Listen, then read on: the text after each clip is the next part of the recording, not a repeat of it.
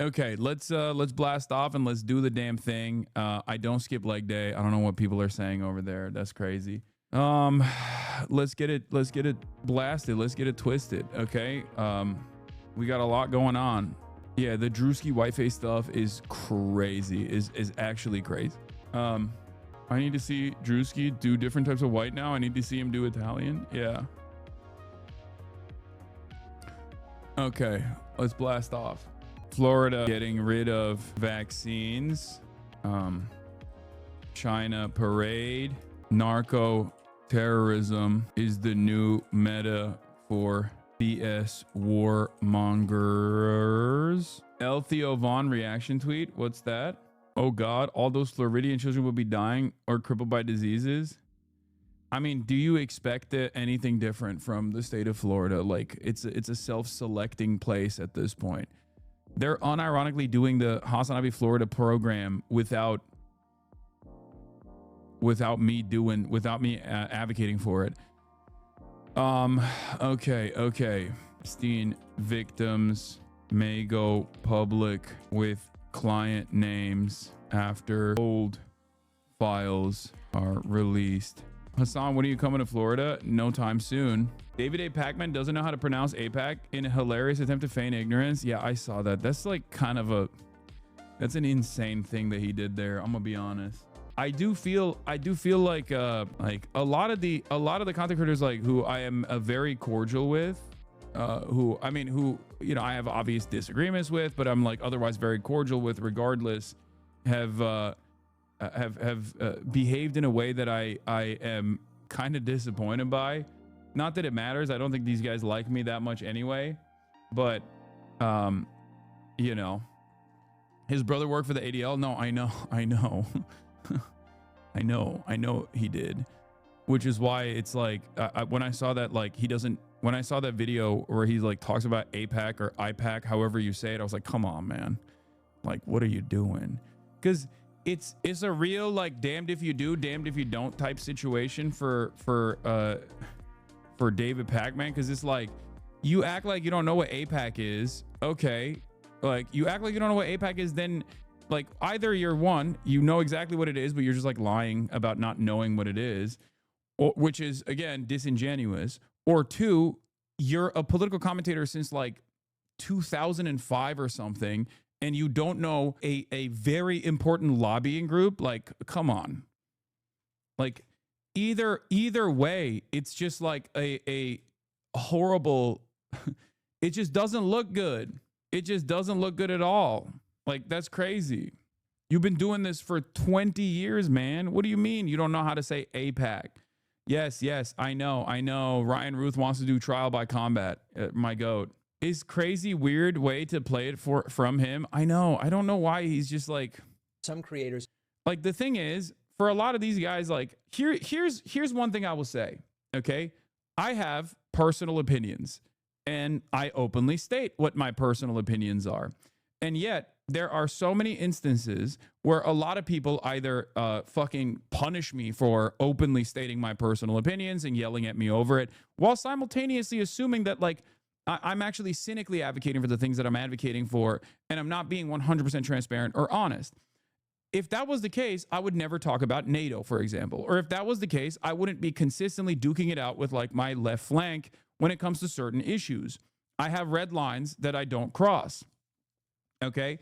The reason why I do this is because I think it's the most appropriate way to go about it. You have your opinions, you share them, you have your biases, you openly reveal those biases. And at the end of the day, if people appreciate your commentary, if people know where you're coming from and they agree with your statements, then that's great. Okay? If they don't, then they don't. It is what it is. You can't win it all. This kind of this kind of attitude, I think, kind of like this kind of attitude almost shelters the public from your perspective in a way that doesn't make any sense because you're a political commentator. Okay, it's just like it doesn't make any sense. Like, why just, you know what APAC is, man? That's crazy. In the first 48 hours, took the Wired story and expanded it with even more outrageous claims. suggesting that it's APAC or IPAC. I don't even know how it's pronounced. APAC, IPAC. Like, that's crazy. That's crazy. You know how to pronounce it, man. Come on. I guess like people also were yelling, I'll defend David on the Chorus Wired article, but pretending to not know APAC is a bad look. Like, does he think we're dumb enough to not know he knows what APAC, to not know that he knows what APAC is? It is one of the most well-known, powerful lobbying groups in the US and has been talked about plenty in the last decade. To pretend that he doesn't know what APAC, pretending it could be pronounced IPAC is just insulting to anyone who follows this channel. All these years we defend this dude against APAC affiliation accusations and he insults us by pretending not know how to pronounce it. Like, I don't think David Pakman is like funded by APAC, for the record. I've never stated that. I don't think that that is the case. But obviously, like, this is an area where he is heavily biased, right? Israel is an area where he is heavily biased. That bias both stems from his own personal opinions about the state of Israel, but it also stems from his personal opinions when it comes to American foreign policy. Like David, regardless of his socially progressive attitude for years and years, has had a lot of differences of opinion from someone like myself when it comes to American foreign policy. And he lands on the side that almost always is on the side of the United States, that rehashes and repeats whatever the State Department line is on a particular matter. Okay, so there's multiple reasons. He responds and says, guys, give me a break. I'm not pretending to not know what APAC is. I'm just unsure on the pronunciation. It's the same as how I get mixed up with the first O in sorrow is pronounced or how the first A in Lara is pronounced. I mean, yeah, I don't know about all that. I think that's, it just like, it feels as though he was just saying that to be like, I don't know, what is this APAC thing? And of course, there are a fuck ton of videos where he's saying APAC correctly. Like, I mean, that's things. Number one, APAC is a more right-wing group, and Jews in the U.S. are very, very liberal. So yeah, there are Jews who support APAC, who vote in the United States.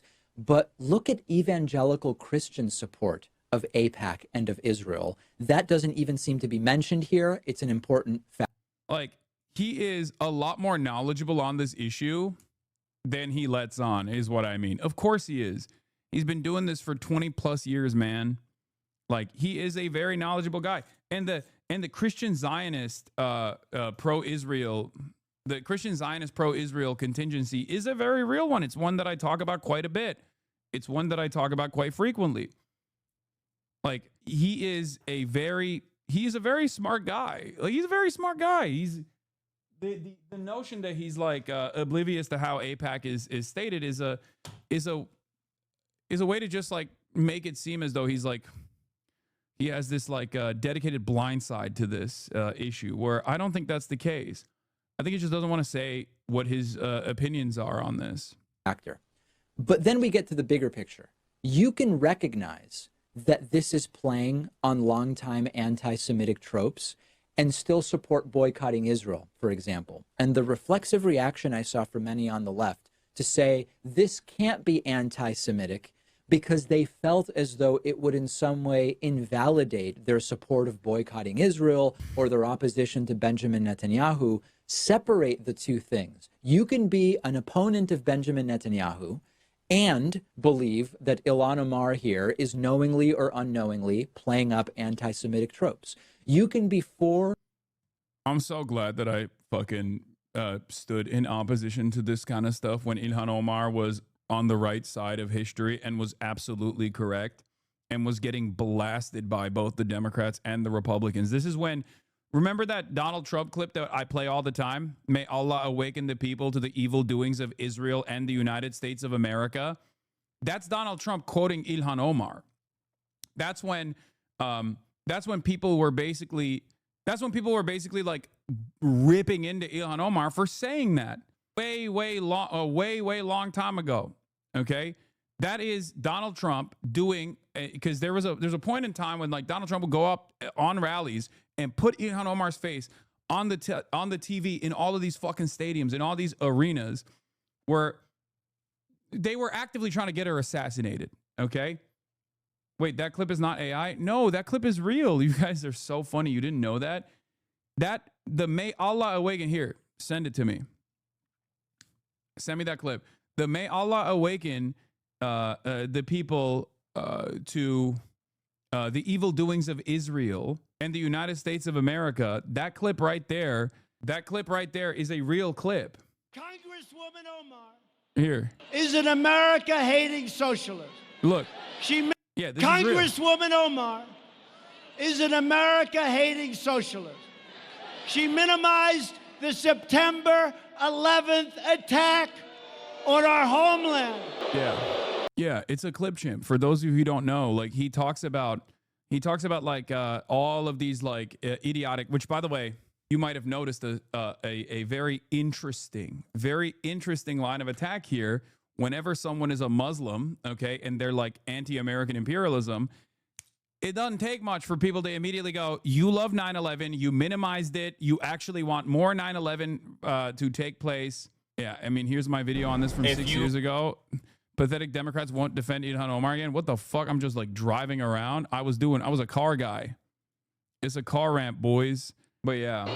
Where far more than 3,000 people died, saying some people did something. Big deal. Some people did something.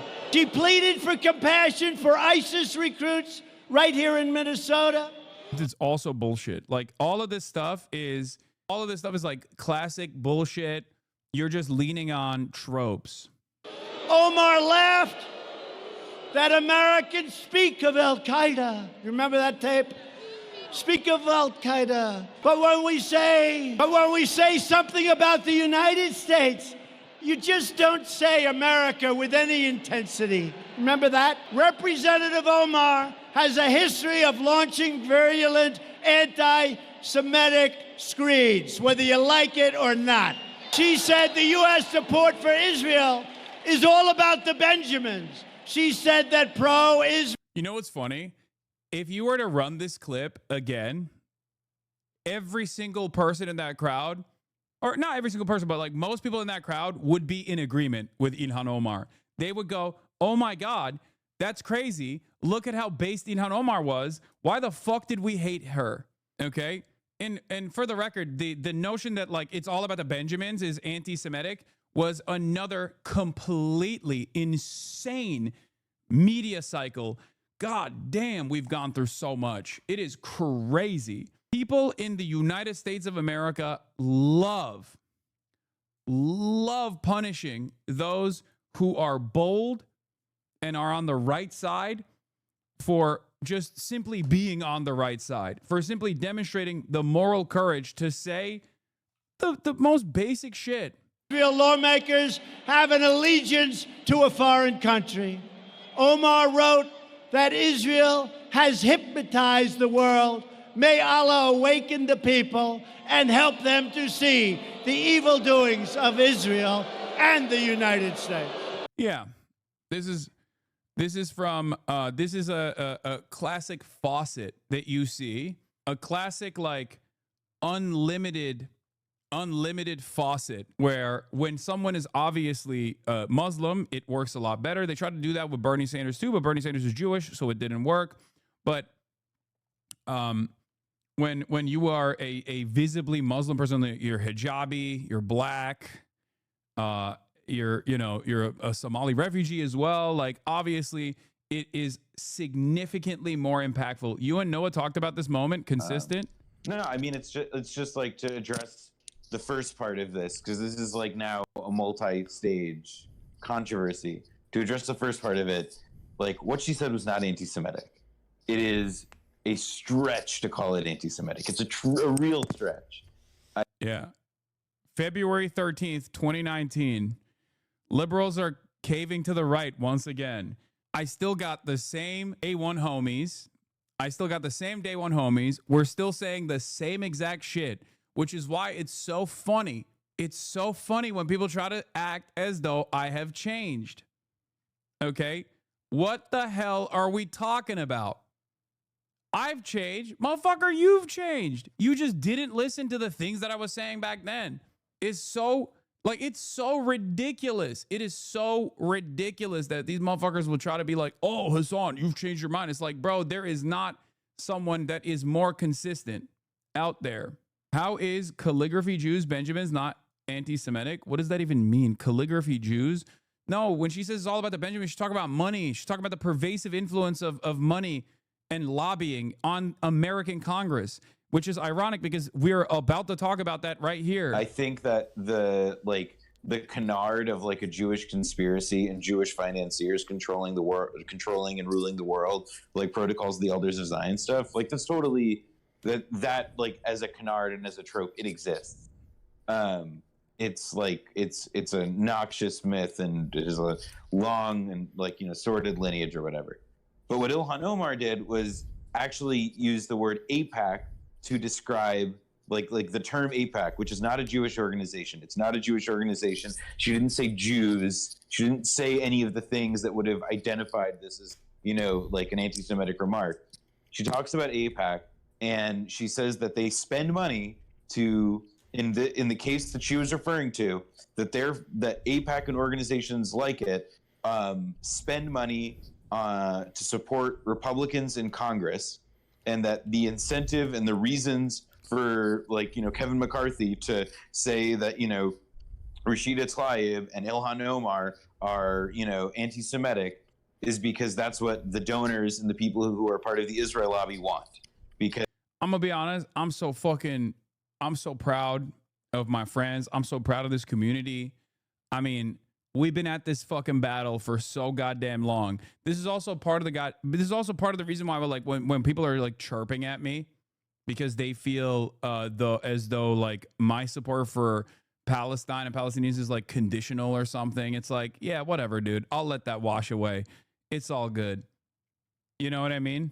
There's never like I have never ever fucking stood down from this position ever in my freaking life. Okay, there was a chatter in here who said, by the way, look at the top dono is BDS. Clips like this only remind me how confused I was after October 7th when a bunch of chatters acted like you changed your positions. I couldn't figure out if we'd been watching the same streams. Yeah. No, it's just people weren't paying attention to it. Like, I think people just basically drop certain issues. Like, there are a lot of people who had been oblivious to the way Israel behaves. And I guess they like completely fucking tuned out when I was talking about this issue for years and years and years, right? Oh, it's just the reason why I've been consistent and the reason why my positions haven't changed on this stuff is because the issues have not changed either. Okay?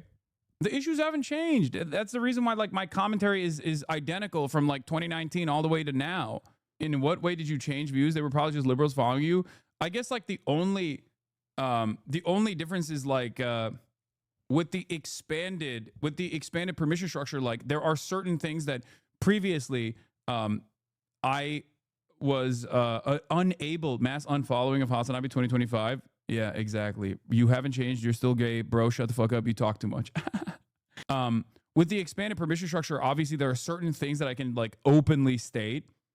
And in some instances, like I'm the one who's pushing the needle and getting punished for it, but it's fine. Like saying that the Houthis and the Ansar Allah movement is unironically one of the only regional actors that's holding the international rule-based order alive by holding Israel to account for its crime of genocide. Like these are the types of things that people will immediately hear and go, oh, you're a terrorist. You love terrorism. Fuck you. But like, there are certain red lines that I don't, allow people to cross. This is one of them, right? This is one of them. It's ridiculous. And I think like people inevitably do come to that conclusion. It just takes, it takes a long time for people to basically recognize this. But, this is something that many of you also have to come to terms with. If you are someone who is an anti-imperialist, a socialist, there are a lot of people that you're going to meet every single day that are going to have a very negative opinion because of Red Scare propaganda. Okay. There are going to be a lot of people that you meet on a day-to-day basis that think you're hostile, that think you're evil, that think you're a bad person, that think your worldview is actually bad for them, and that you're like a dangerous entity or whatever. You just have to let that wash over you, knowing full well that you are on the right side of history, that history will vindicate you, that as long as you can change people's minds one step at a time, one day at a time, then ultimately, because your cause is just, you'll be fine. That's it. But how do we arrive at this? Because we were talking about Ilhan Omar, because here's an older video of David Pakman saying AIPAC correctly in the process of also shitting on Ilhan Omar. Or against boycotting Israel or Israeli companies or whatever, and still recognize that it's a really bad idea to even go near approximating these anti-Semitic tropes. It's bad for Democrats. It's bad for the progressive movement. It's bad for those who want reform in Israel. That's okay. You don't have to feel as though merely admitting that this was a mistake, that it was either ignorant or malicious, and both are problematic. And that doesn't change the validity of your perspective on the Israeli-Palestinian conflict or what policy should be towards Israel. And I was concerned before the election that exactly this type of nonsense would start flying after the midterms. Yeah, it's just like this is in the process of like criticizing Ilhan Omar from AIPAC. AIPAC support AIPAC. Yeah, so he knows how to say AIPAC, man. That's crazy. Did anyone actually claim AIPAC was funding Chorus? No. And also, I think there's a problem with this. There's a problem with what's going on here, with the way that people are actually tackling the Chorus situation. And I think it's like something that a lot of people say I do whenever I get criticized, right? I try to, first and foremost, tackle the major issue whenever I get like hit from my left flank about whatever particular matter that there is disagreement over. In the process, I also do talk about like some of the most edge cases and some of the most insane smears that I am receiving. Right? Yeah. I mean, David Pakman's brother, who worked as a producer, was a regional director for the ADL. Of course. Yeah, he did. I mean, he knows how to say AIPAC. Anyway, that doesn't matter. His brother's involvement doesn't matter. My point is, I feel like this is, it's a way to try and escape the criticism that I think is valid, as far as like saying, look, this is being funded by the 1630 fund. There's a lot of misinformation flying around. There is a lot of misinformation flying around about this stuff, and I'm going to address every single one. But as far as like getting funded by like a dark money pack, like a 1630, and as far as like the contractual obligations goes, I think like it was a mistake to put forth contracts like this that are very heavily redlined, and that obviously editorial independence is incredibly important. Right? Editorial independence is obviously very important for independent media, and we are going to be better than the Republicans on this issue, and therefore we should always disclose, regardless of whether the law wants us to disclose or not, in order to make sure that you understand, if you're a part of this audience, in order to make sure that you understand that, like, you know, there are people who are funding this process. So if they were to do that and then move on, like, I wouldn't have as much issue. But there has been also misinformation surrounding this stuff, like people saying like, oh, these guys are funded by AIPAC or whatever. No, of course. Chorus is not funded by AIPAC. Here's another misinformation that I've seen. People talking about how 1630 Fund also funded RFK Jr. Yes, the reason why 1630 Fund funded RFK Jr. is not because they were aligned with RFK Jr. The reason why 1630 Fund funded RFK in his campaign was because they saw him as a spoiler. Okay? Just, you know, I have seen a bunch of different like pieces of misinformation of people like criticizing 1630 and not doing the correct criticism. So when there's like incorrect criticism, I think these guys just kind of grab onto that and then simply use that as a jump off point to be like, well, we're not funded by AIPAC. I don't think this person is funded by AIPAC. Okay, I don't. I think that's ridiculous. If anything, it would be J Street and not AIPAC if someone were to be funded on the progressive side. And even then, I don't think this person is funded by J Street either. I think this is just David Pakman's own personal opinion on the matter. Okay, that is funding this show or other creators. Of course, not true. That the DNC is involved, not true. Some creators in the first 48 hours took. Anyway. Did Taylor actually accuse him of AIPAC funding? No, no one did. I think like people just went along with it because people use AIPAC as like a catch-all for every type of like Israel lobby activity. It's wrong. if you're going to be like, super specific. But no, Taylor Lorenz never said that. The only thing that a lot of people noticed in the aftermath of reading this article was that a lot of these content creators, especially big ones, right, and even smaller ones, were all content creators that had like either aligned with the previous administration, or had been noticeably absent from the conversation when it comes to a major issue such as Israel's genocide of the Palestinians. And that is the reason why people were like, are these guys getting paid to be silent on Israel? And I tried to explain at that point where it's like, well, there is editorial control over this process, at least contractual obligations that require some semblance of editorial control, which I think is like not great. These guys mostly are self-selected. But the reason why people say David AIPAC man or he's being funded by AIPAC or whatever is not because people legitimately think that AIPAC, a far-right pro-Israel lobbying group, is like directly funding him and his operations. The reason why they say that is because he's either A, noticeably absent from the conversation on Israel, or B, when he talks about Israel, it's usually in a way where it's fairly, I mean, it's just like a liberal Zionist position. That's it. That's the reason. But yeah, we no longer take AIPAC money, says U.S. Rep. Morgan McGarvey at a town hall in Louisville, Saturday. The group previously backed McGarvey in 2022 and 2024 elections. This shows progress of source, but if AIPAC is just replaced by DMFI or the dozen other pro-Israel groups vaguely aligned with the Democrats, then this risks becoming a box to be checked without substantive change in incentives or more meaningfully political outcomes. Exactly.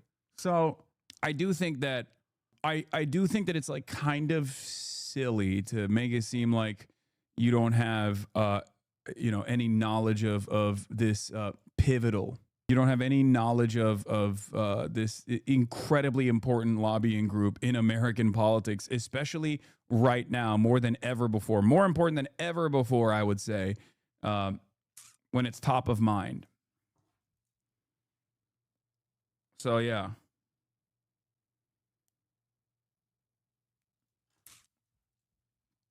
Yeah, I saw the Matt Lee riff. That was pretty funny, where he said, squinting as my wife shows me the credit card statement, $15 a month for only fangs? What even is this? That's a good meme. That's a good joke. I mean, it just gets right to the fucking heart. So I don't get why so many liberal pundits don't seem to understand the majority views of their own candidates. I think the reason why a lot of people just like choose to be silent on this conversation is because they are, they're in a bubble. They're afraid of cutting through. They're afraid of exhibiting any sort of bravery, any sort of moral consistency. They're just like by the way that this like job works. When you're in Congress for an extended period of time, you are entirely sheltered from the public opinion. And the only time someone is reflecting on what the public opinion is when you're fucking on a phone call with like a pro-Israel lobbyist guy who's telling you the public opinion is pro-Israel. Okay? That's it. Some people are cynical. They recognize what the truth is and they choose not to hammer on. Some people are oblivious because they're bubbled in. It doesn't matter. The outcome is still the same. But we're talking about politicians. If you're talking about like someone like David Pacman, I think he knows what's going on. That's the reason why he's silent on the issue, right?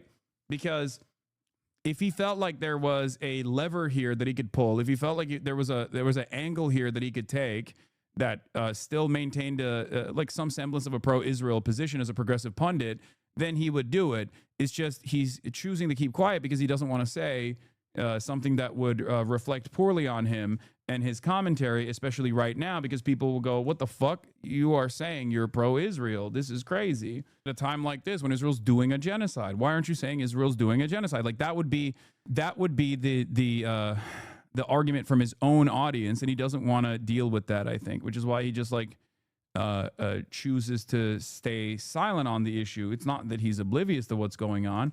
And I say this like, the reality of the matter is like if he had an opinion that he wasn't worried about, if he had an opinion that he wasn't so worried about, like he would say it. He would say it out loud. He'd be like, Israel's doing a genocide. It's unimaginable. It's really fucked up. And also we have to put a stop to it, you know? We have to put a stop to it. We have to put an end to it. It's just plausible deniability.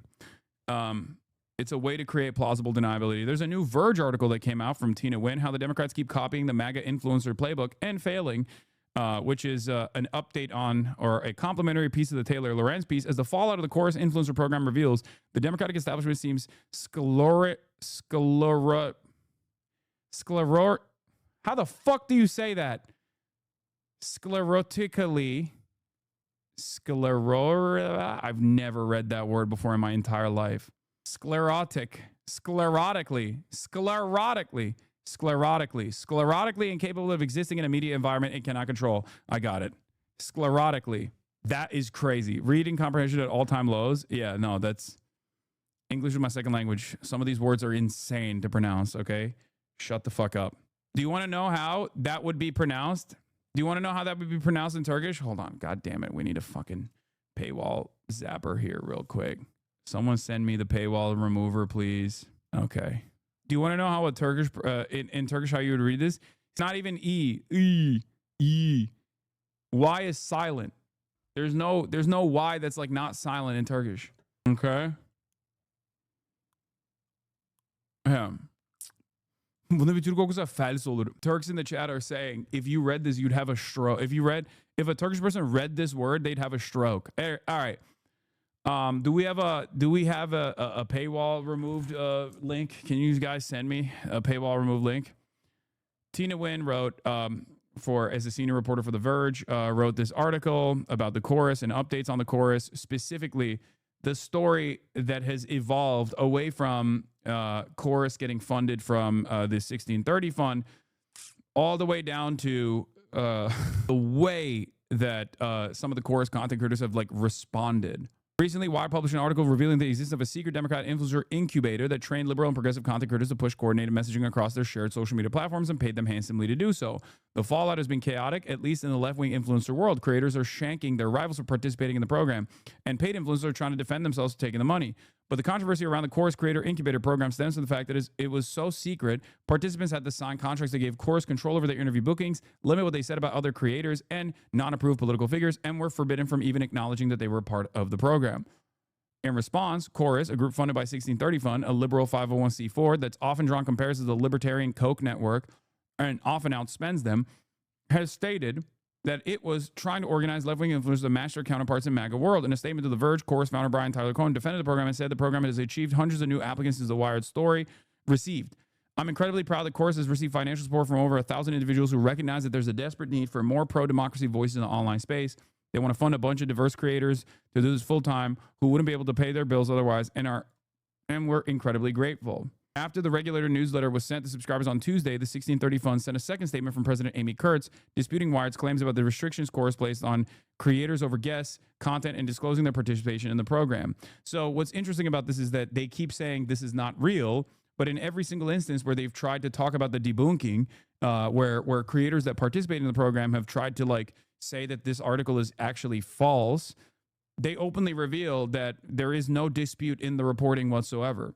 Dude, you spent half a day on this shit. I know you have a thing for Taylor, but enough.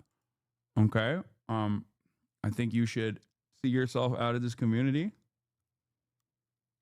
forever. That's a perma. Also, literally 20 minutes so far into this article.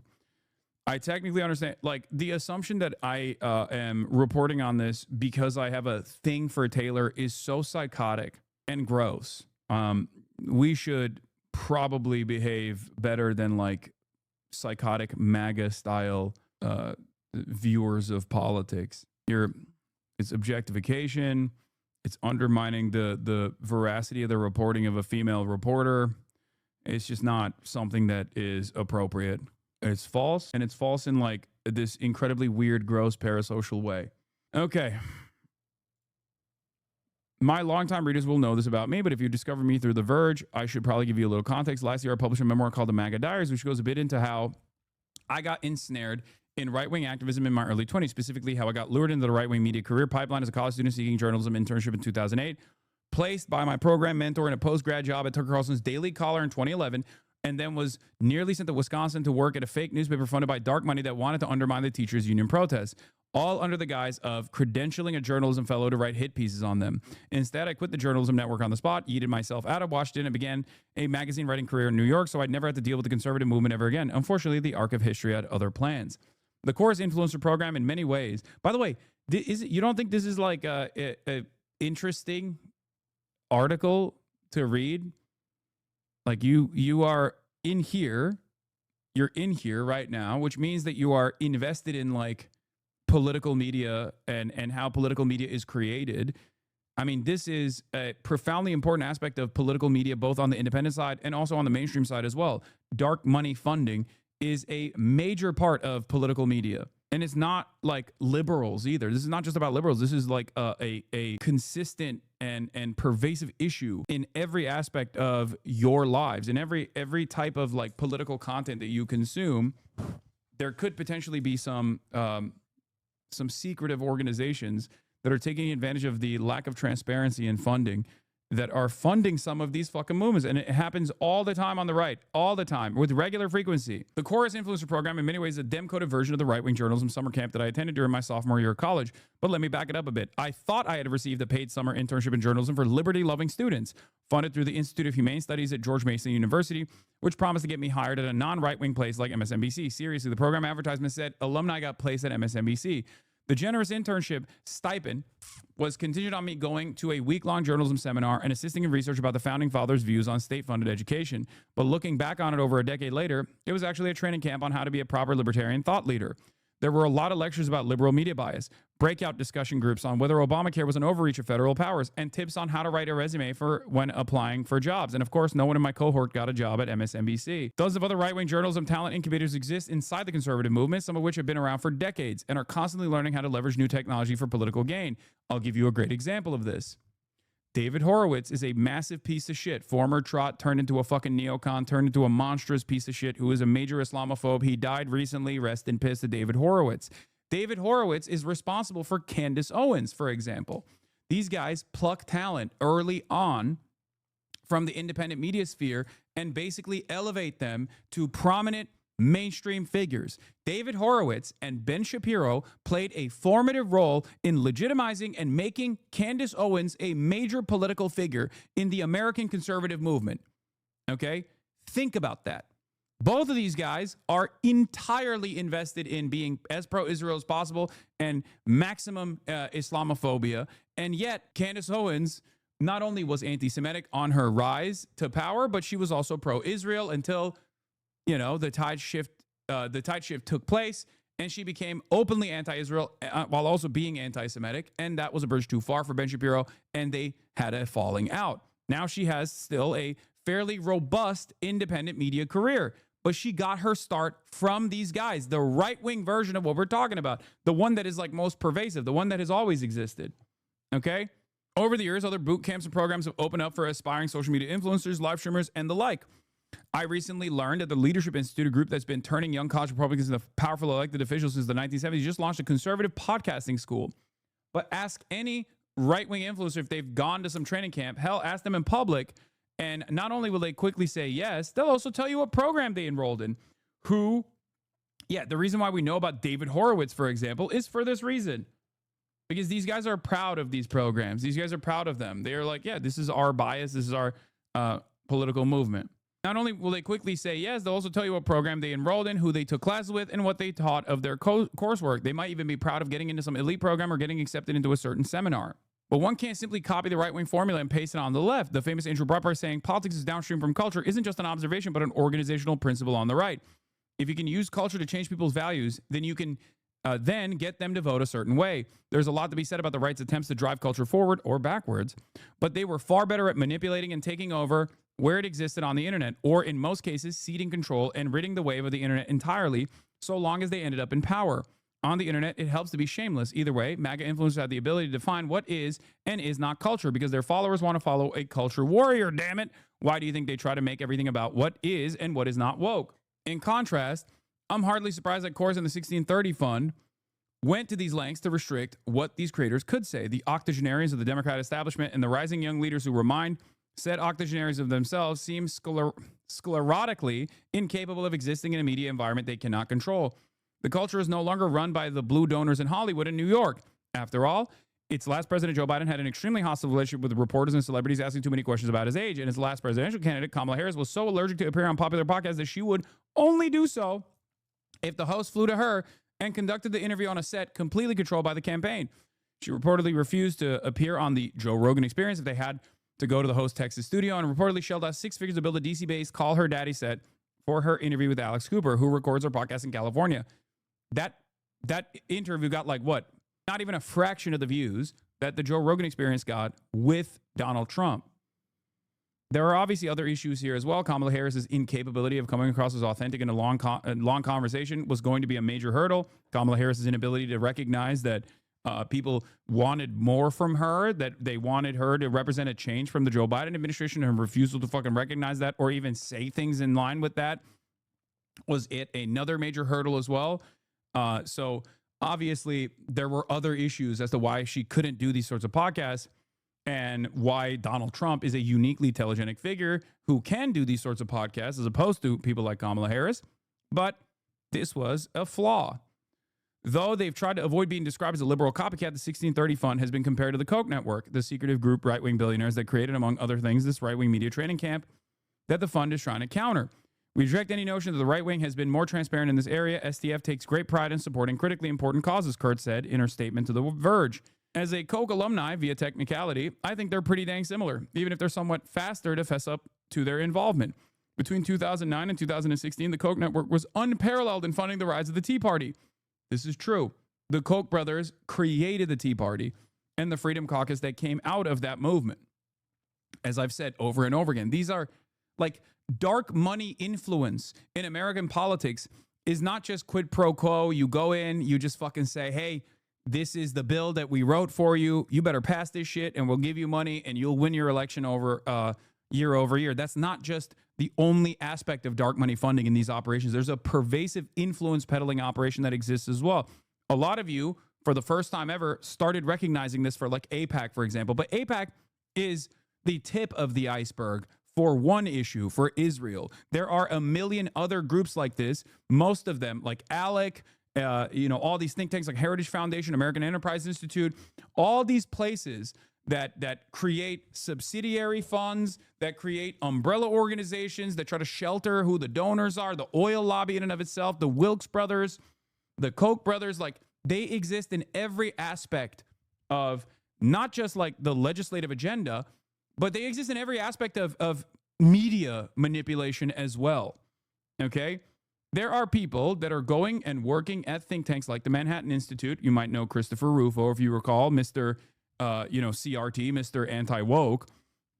And they sit around and they try to find new things to get people pissed off about, new fake shit to get people pissed off about. And they get paid handsomely to do this. And then they take these talking points, they create controversy, and they pump these talking points into this network of influencers. Okay? And there is massive horizontal and vertical integration on the right-wing media ecosystem, as I've described over and over again. This is something that I'm very knowledgeable on because this is the industry that I'm in. This is something that I have seen throughout my personal political development, my own personal professional media career. Okay? So the candidate selection, the digital media apparatus, the voter turnout machine, etc., to the point that the American political right briefly exists as this cadre of wealthy libertarian billionaires envision it. Limited government, open borders, free trade, not too racist. Then Donald Trump found Twitter, got elected president twice. The MAGA influences overrode the think tank people and media training camp grads. Even though the Koch network still technically exists, free market libertarianism died in America. Republican voters may not have liked Trump back then, but they preferred his brand over a bunch of old billionaires trying to redefine what Republican meant. And now those billionaires are getting absolutely reamed by Trump's tariffs. So yeah, I think it's a very apt comparison.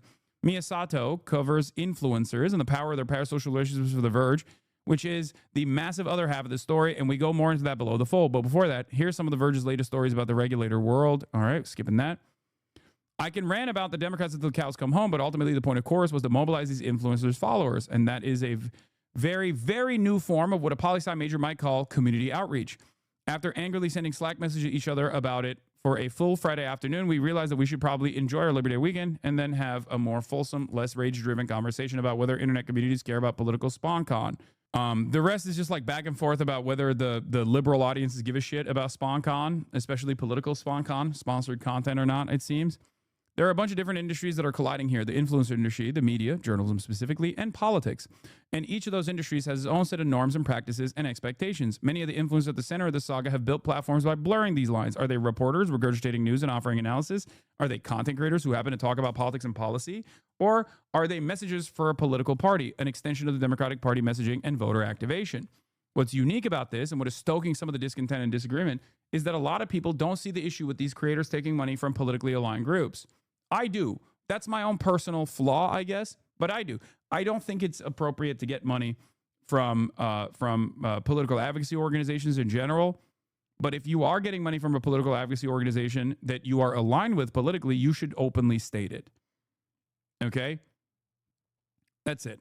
And I have said this time and time again. I said this when we were talking about the Tenet stuff with Tim Pool. I've said this before over and over again. I've had opportunities where political advocacy groups have tried to give me money to do interviews and stuff, and I've refused to take money from them. I've been transparent about that as well, and have said no, because I'm the one who fucking funds these organizations, not the other way around. The interview that I conducted with the immigrant rights advocacy group is a great example of this. Okay?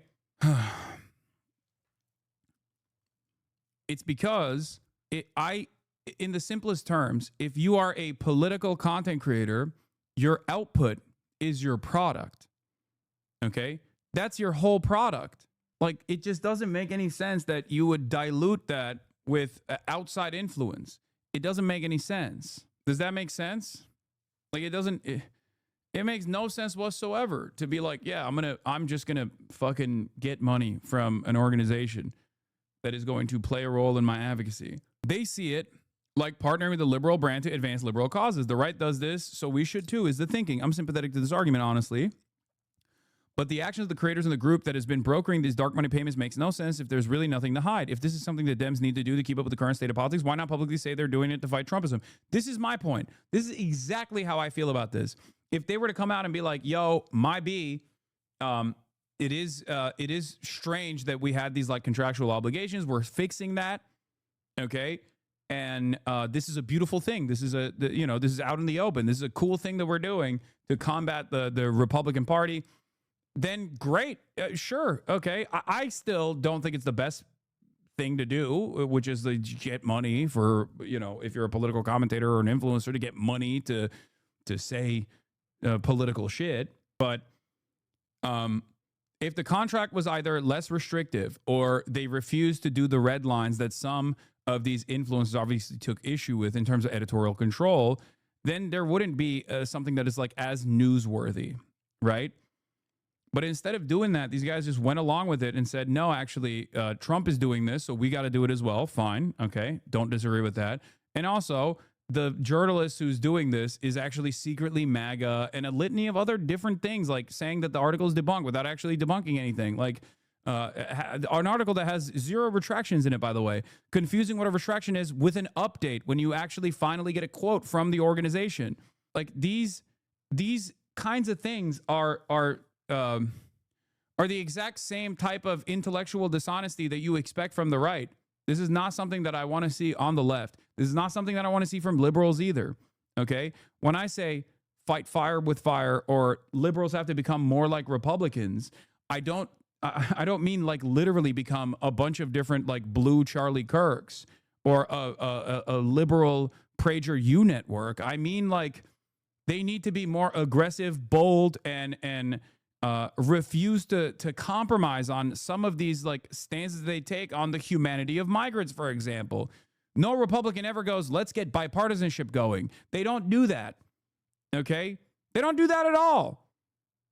They say, fuck off, every immigrant's a rapist, and we have to fucking jail all of them and deport all of them. Why can't progressive people, liberal and leftist alike, say the exact same shit, but in the direction of the truth, where, you say, no, they're not actually rapists. They're our fucking neighbors. They should just get the proper documentation because they've been living here and working as a part of this economy and are important parts of these neighborhoods and these communities for decades now, and they are just as American as you are. Give them the fucking paperwork. Push for amnesty. That's what the messaging platform is supposed to look like. It almost feels like people are less upset about these undisclosed partnerships than they are about like undisclosed makeup of a tech SpawnCon or something. People being the progressive influencer community or their followers. Though the funny thing is, the moment I asked that, I immediately thought about the double standard of the MAGA influencer community and their following. It's pretty much a given that MAGA influencers are the product of donor grants, training camps, academic programs, etc. And not only do their followers accept that, they find it absolutely necessary for the promotion of their cause, mainly because they think all the general cultural institutions that shape politics like the mainstream media are captured by the libs. So any sort of organizational advantage that the right can throw together, no matter how it's funded, gives them an advantage in the culture wars. People being the followers. And yeah, I think there's actually a demand from liberals that the Democrats figure out their own version of this, which is why it's sort of bizarre to me that this program was hush-hush, that they didn't want creators to talk about specifics of it. A lot of followers don't care and are actually happy that their fave liberal influencers are getting paid. So it looks to me like Chorus in 1630 took a bit too much inspiration for the early... Dude, this is identical to my commentary, by the way. I said this exact same thing.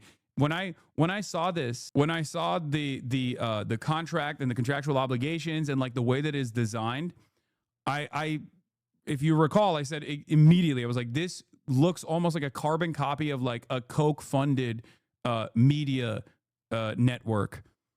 Like they almost looked at like the Koch method and just slapped it on, but with like a liberal patina. And it does come across in the exact same way. Yeah, woke. You had Koch, now you have woke. Which was notoriously secretive and really, really did not like people tracking exactly where its money went. Media, ground game, etc. The New Yorker's Jane Meyer. Jane Meyer is the journalist for this, by the way. Dark money funding and dark money networks. Jane Meyer from the New Yorker once reported that they would run white noise machines during their closed-door meetings to prevent people from listening. There's an entire freaking chapter in my memoir where I learned that a bunch of the post-grad journalism jobs I applied for were connected in some bizarre secret way to Koch-funded entities. The Koch network was effective, but only what it was designed for, which was to pump money into the Tea Party to make it appear as if it were actually grassroots libertarian organization. This is why I always say the Tea Party movement was not a grassroots movement. It was an AstroTurf movement. It was more complex than just like simply paying people to go and stand outside of a protest with placards or whatever. There was a organic initiative to get people out, and that organic initiative actually worked. That organic initiative unironically led to Donald Trump, by the way. The Tea Party culture warriors unironically led to, one, Sarah Palin, which was disastrous and played a formative role in the John McCain ticket falling apart. And then it led to Donald Trump. These guys thought they could just keep pumping their base, some of the most reactionary elements of their base, with like insane radical propositions, and they thought it would not turn into a major problem down the line for themselves, which it did. The Koch network was completely incapable of stopping Trump in 2016, and every time it tried to stand up against Trumpism or reinsert small government back into the GOP's core party values or whatever, it just didn't. This is what liberals are afraid of, for the record. This is the reason why I think if they were to do a Koch-style woke media influencing operation, they would be very careful not to allow any sort of radical elements within the base of the party, radical elements such as a demand for Medicare for all, to actually fly, okay? This is where the editorial control kicks in. This is where the editorial independence becomes an issue, okay? That's it.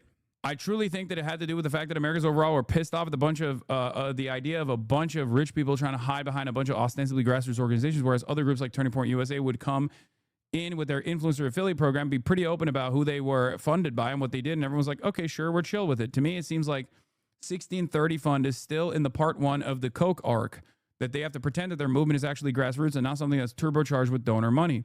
What's interesting is that a lot of the creators do seem to have started from a grassroots place. It makes sense that the Dem establishment would want to tap into that, but the execution has been so painfully messy. How much do you think the brand matters here? Like, is it a situation where the audience will accept someone who's like progressive or left-leaning, but then react negatively to anyone that's associated with the official Democratic Party establishment, i.e. anything Biden-Harris coded, gave money to Israel coded? I think there's some of that, but the biggest frustration, where there is any, seems to be about the lack of transparency. I feel like if there was a DSA adjacent group doing this, people would also be mad.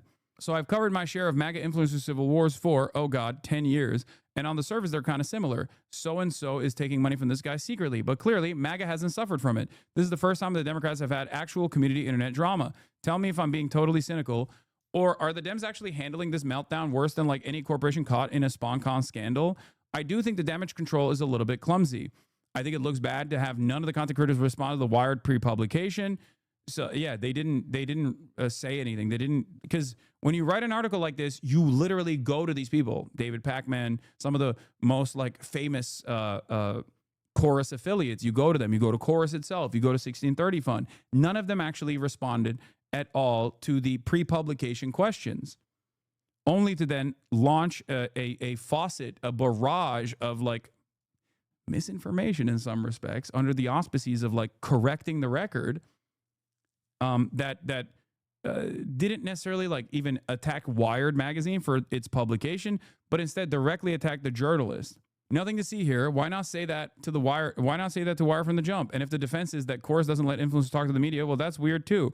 I don't know how long this will live on, though. People only have so much bandwidth to be mad about this. And if there's one thing that's certain about influencer culture, I don't think people are mad about this. I think liberals don't give a shit. I think a lot of liberals, there might be some leftists that are, a little disturbed by this. But overall, by and large, I think a lot of the independent media content creators and their audiences are totally on board with this. They think it's awesome. They think it's great. They see this as a fight. They see this as a real fight. That the liberals are finally pushing back, fighting fire with fire. Of course, there is a broader issue that I have with this beyond the transparency, the lack of transparency, or beyond like what kind of messaging seminars are taking place.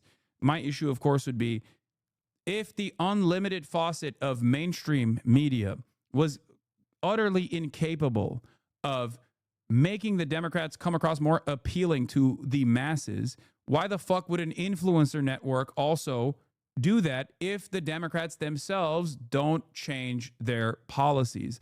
This is an issue at the heart of the Democratic Party. Okay? That's it. You'll never guess who the DOJ attorney leading the Harvard anti-Semitism case is a big fan of. DOJ lawyer waging war against Harvard sure seems to like Hitler. That's... wow. How unexpected. I feel like in this current media landscape, this is seen as like a benefit for the right, for the record. They're like, oh, he's a real one. He ain't phony. That's how you know he'll really go after the anti-Semites. God forbid a DOJ lawyer has a hobby. I know. That hobby being loving Adolf Hitler. All right, we'll get to that in a second. That's crazy. All right. Okay. I don't know how long this will live on. People only have so much bandwidth. There will always be some new thing that's dividing people. One thing I keep thinking about is how not upset audiences seem to be about the payment element, so much so that I saw a lot of viewers actually say they were glad somebody was paying creators for their work. People are primed to view as like organic content, and this idea of selling out is not really a thing like it was 20 years ago. Payment is almost implied, but it still looks bad when you've been getting money without disclosure. So yeah. Overall, like it is clear to me that the liberal adjacent, like self-described progressive independent media content consumers, even people in my community even have been like, what's the problem? I don't understand. And I've tried to explain what the problem is. The major issue here is that if this is just a rehashing of like, Dem aligned talking points, if this is just like a money faucet being directed at independent content creators, independent seeming content creators, to just rehash the same fucking bullshit Democratic Party positions, it is going to be an abject failure. It will not move the needle at all. If anything, it'll just like make some of the bluer liberals more hardlined on their inability to recognize that like any sort of populist left-wing messaging is actually a good thing. They'll just go, nah, that's not a good thing. My favorite content creator doesn't seem to think so, because the Democratic Party doesn't seem to think so. So overall, I think if you are to get money like this, it has to be, I mean, it's better to not get the money at all. I think it's better to like grow your audience overall. And I say this as a person in this space, as a content creator in this space, like, clearly I am a living, breathing example of having uncompromising values and then not getting punished for it, right? There is a market for this. If you want to think about it from a totally cynical, calculated perspective, you can do this organically, okay? You can. But, bro, you have a massive audience? Dog, did I start off with a massive audience? What are you talking about? I came to a fucking video game platform, a gaming website, and started playing Fortnite with friends of mine who were also, you know, progressive, leftist, anti-Zionist Jews talking about Israel and shit, okay, by strapping on a goddamn camera onto my PlayStation 4. And in that process, I had 35 people watching me. This took many, many years. Yes, you had a large audience right out the womb. Exactly. I woke up to having thousands of viewers. Okay. I had 35 people watching, which is still huge. Like, I had a big leg up, for the record. I did, because I worked at TYT beforehand. But like, if you think that even I expected to be one of the, not just like one of the largest leftist content creators in general, like one of the largest political commentators in general in the country, that was an ambition of mine, certainly. But the notion that I would be one of the largest content creators in general on this platform, that was never the case. Like, that was never a thing that I thought would happen. And it's not a thing that I take for granted. Okay? Anyway. Also, Chelsea Clinton, the daughter of Bill and Hillary Clinton, is seriously considering a run for Congressman Jerry Nadler's open seat in New York. Remember where she piled on because Ilhan said that AIPAC was using its money to silence criticism of Israel? Batya Ungar Sargon says, please learn how to talk about Jews in a non-anti-Semitic way. Sincerely, American Jews. To which Chelsea Clinton replied with, co-signed as an American, we should expect all elected officials, regardless of party, and all public figures to not traffic in anti-Semitism. This was one of those early rounds of extremely bad faith. Criticism. Since then, AIPAC has broken all-time primary spending records to make sure some of its early supporters of a ceasefire got dumped. And then, of course, this led to the classic Chelsea Clinton isn't even Jewish, she's just ugly tweet from Adam Friedland, who Chelsea Clinton responded with, hi, Adam, you're right. I am not Jewish. Since you find me ugly, feel free to never look at me. The ugly Jew is a vile, centuries-old anti-Semitic trope, so next time, please just go straight to ugly and leave out the rest. Thank you. Who's that down there? I'm sorry, ma'am. Is this cumboy bothering you? Read Stavi's reply. What did he say? Excuse me, Chelsea. My friend Adam actually happens to be ugly as shit and look exactly like anti-Jewish propaganda, so please check your just regular ugly privilege. Yeah, Hollywood Halkias, baby. Hollywood Halkias. It's 2019. Things have changed. Oh, this was also really funny. Speaking of Adam being the recipient of anti-Semitic attacks, did this guy delete it? Oh, here it is. Max Nordau, who, by the way, I think people were saying he's not even Jewish. He's just like LARPing as a Jewish man. I think he's like a British Christian guy or something, if I recall. I don't know. I don't think Max Nordau is actually, like, his name is not Max Nordau, and he's not even Jewish. But here he is.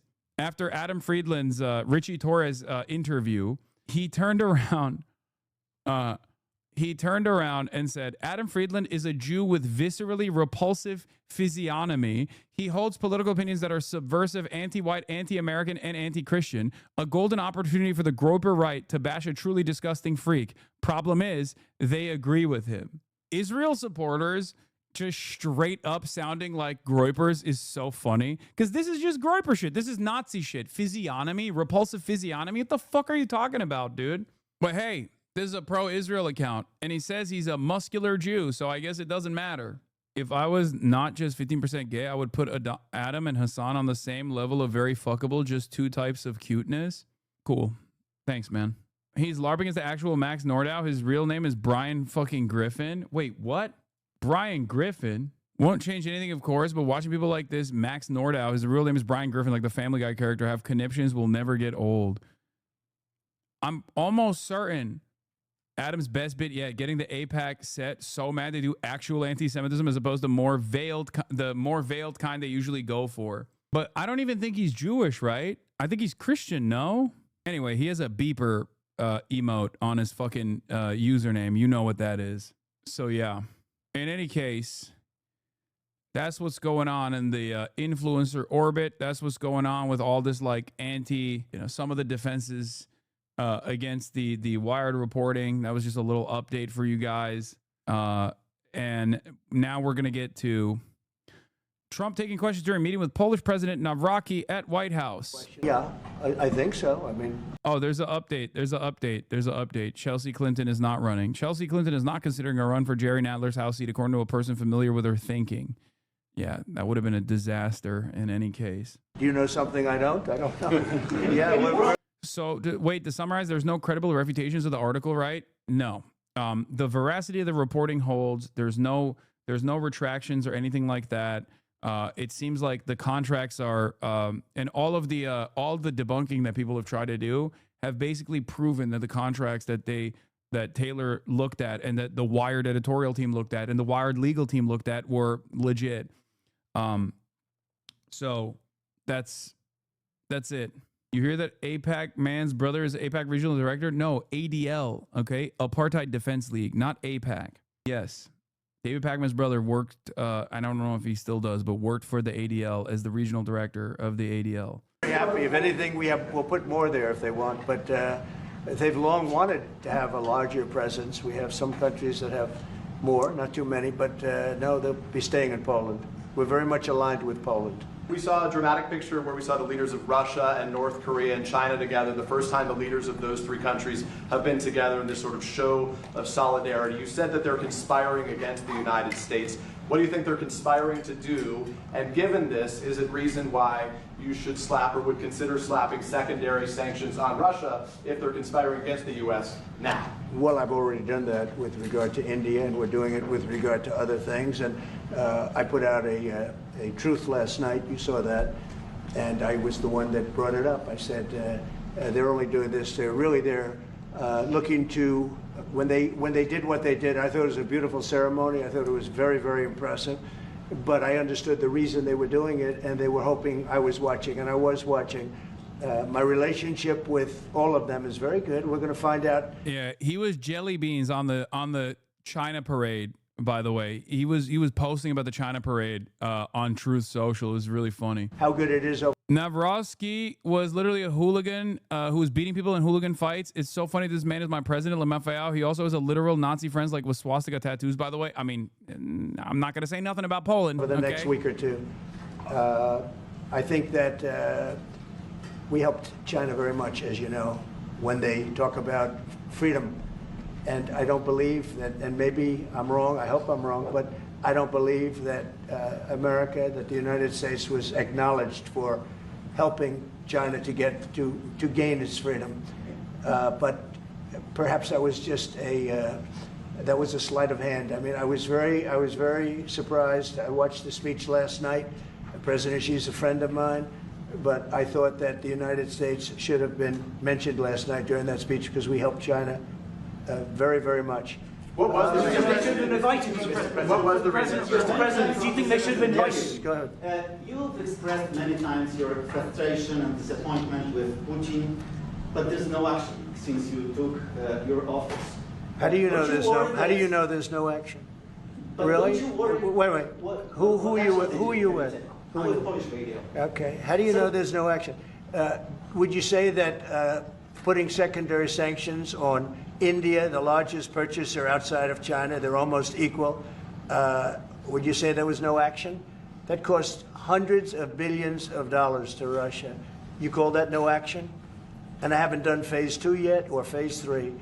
But when you say there's no action, I think you ought to get yourself a new job. Because if you remember, 2 weeks ago I said, if India buys, India's got big problems, and that's what happened. So don't tell me about that.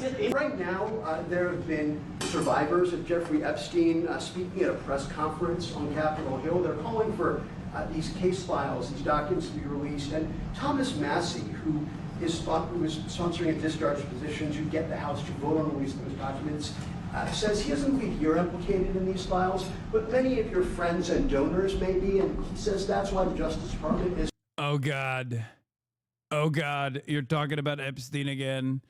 Don't do it. Nobody cares about Epstein. Just the New York financier.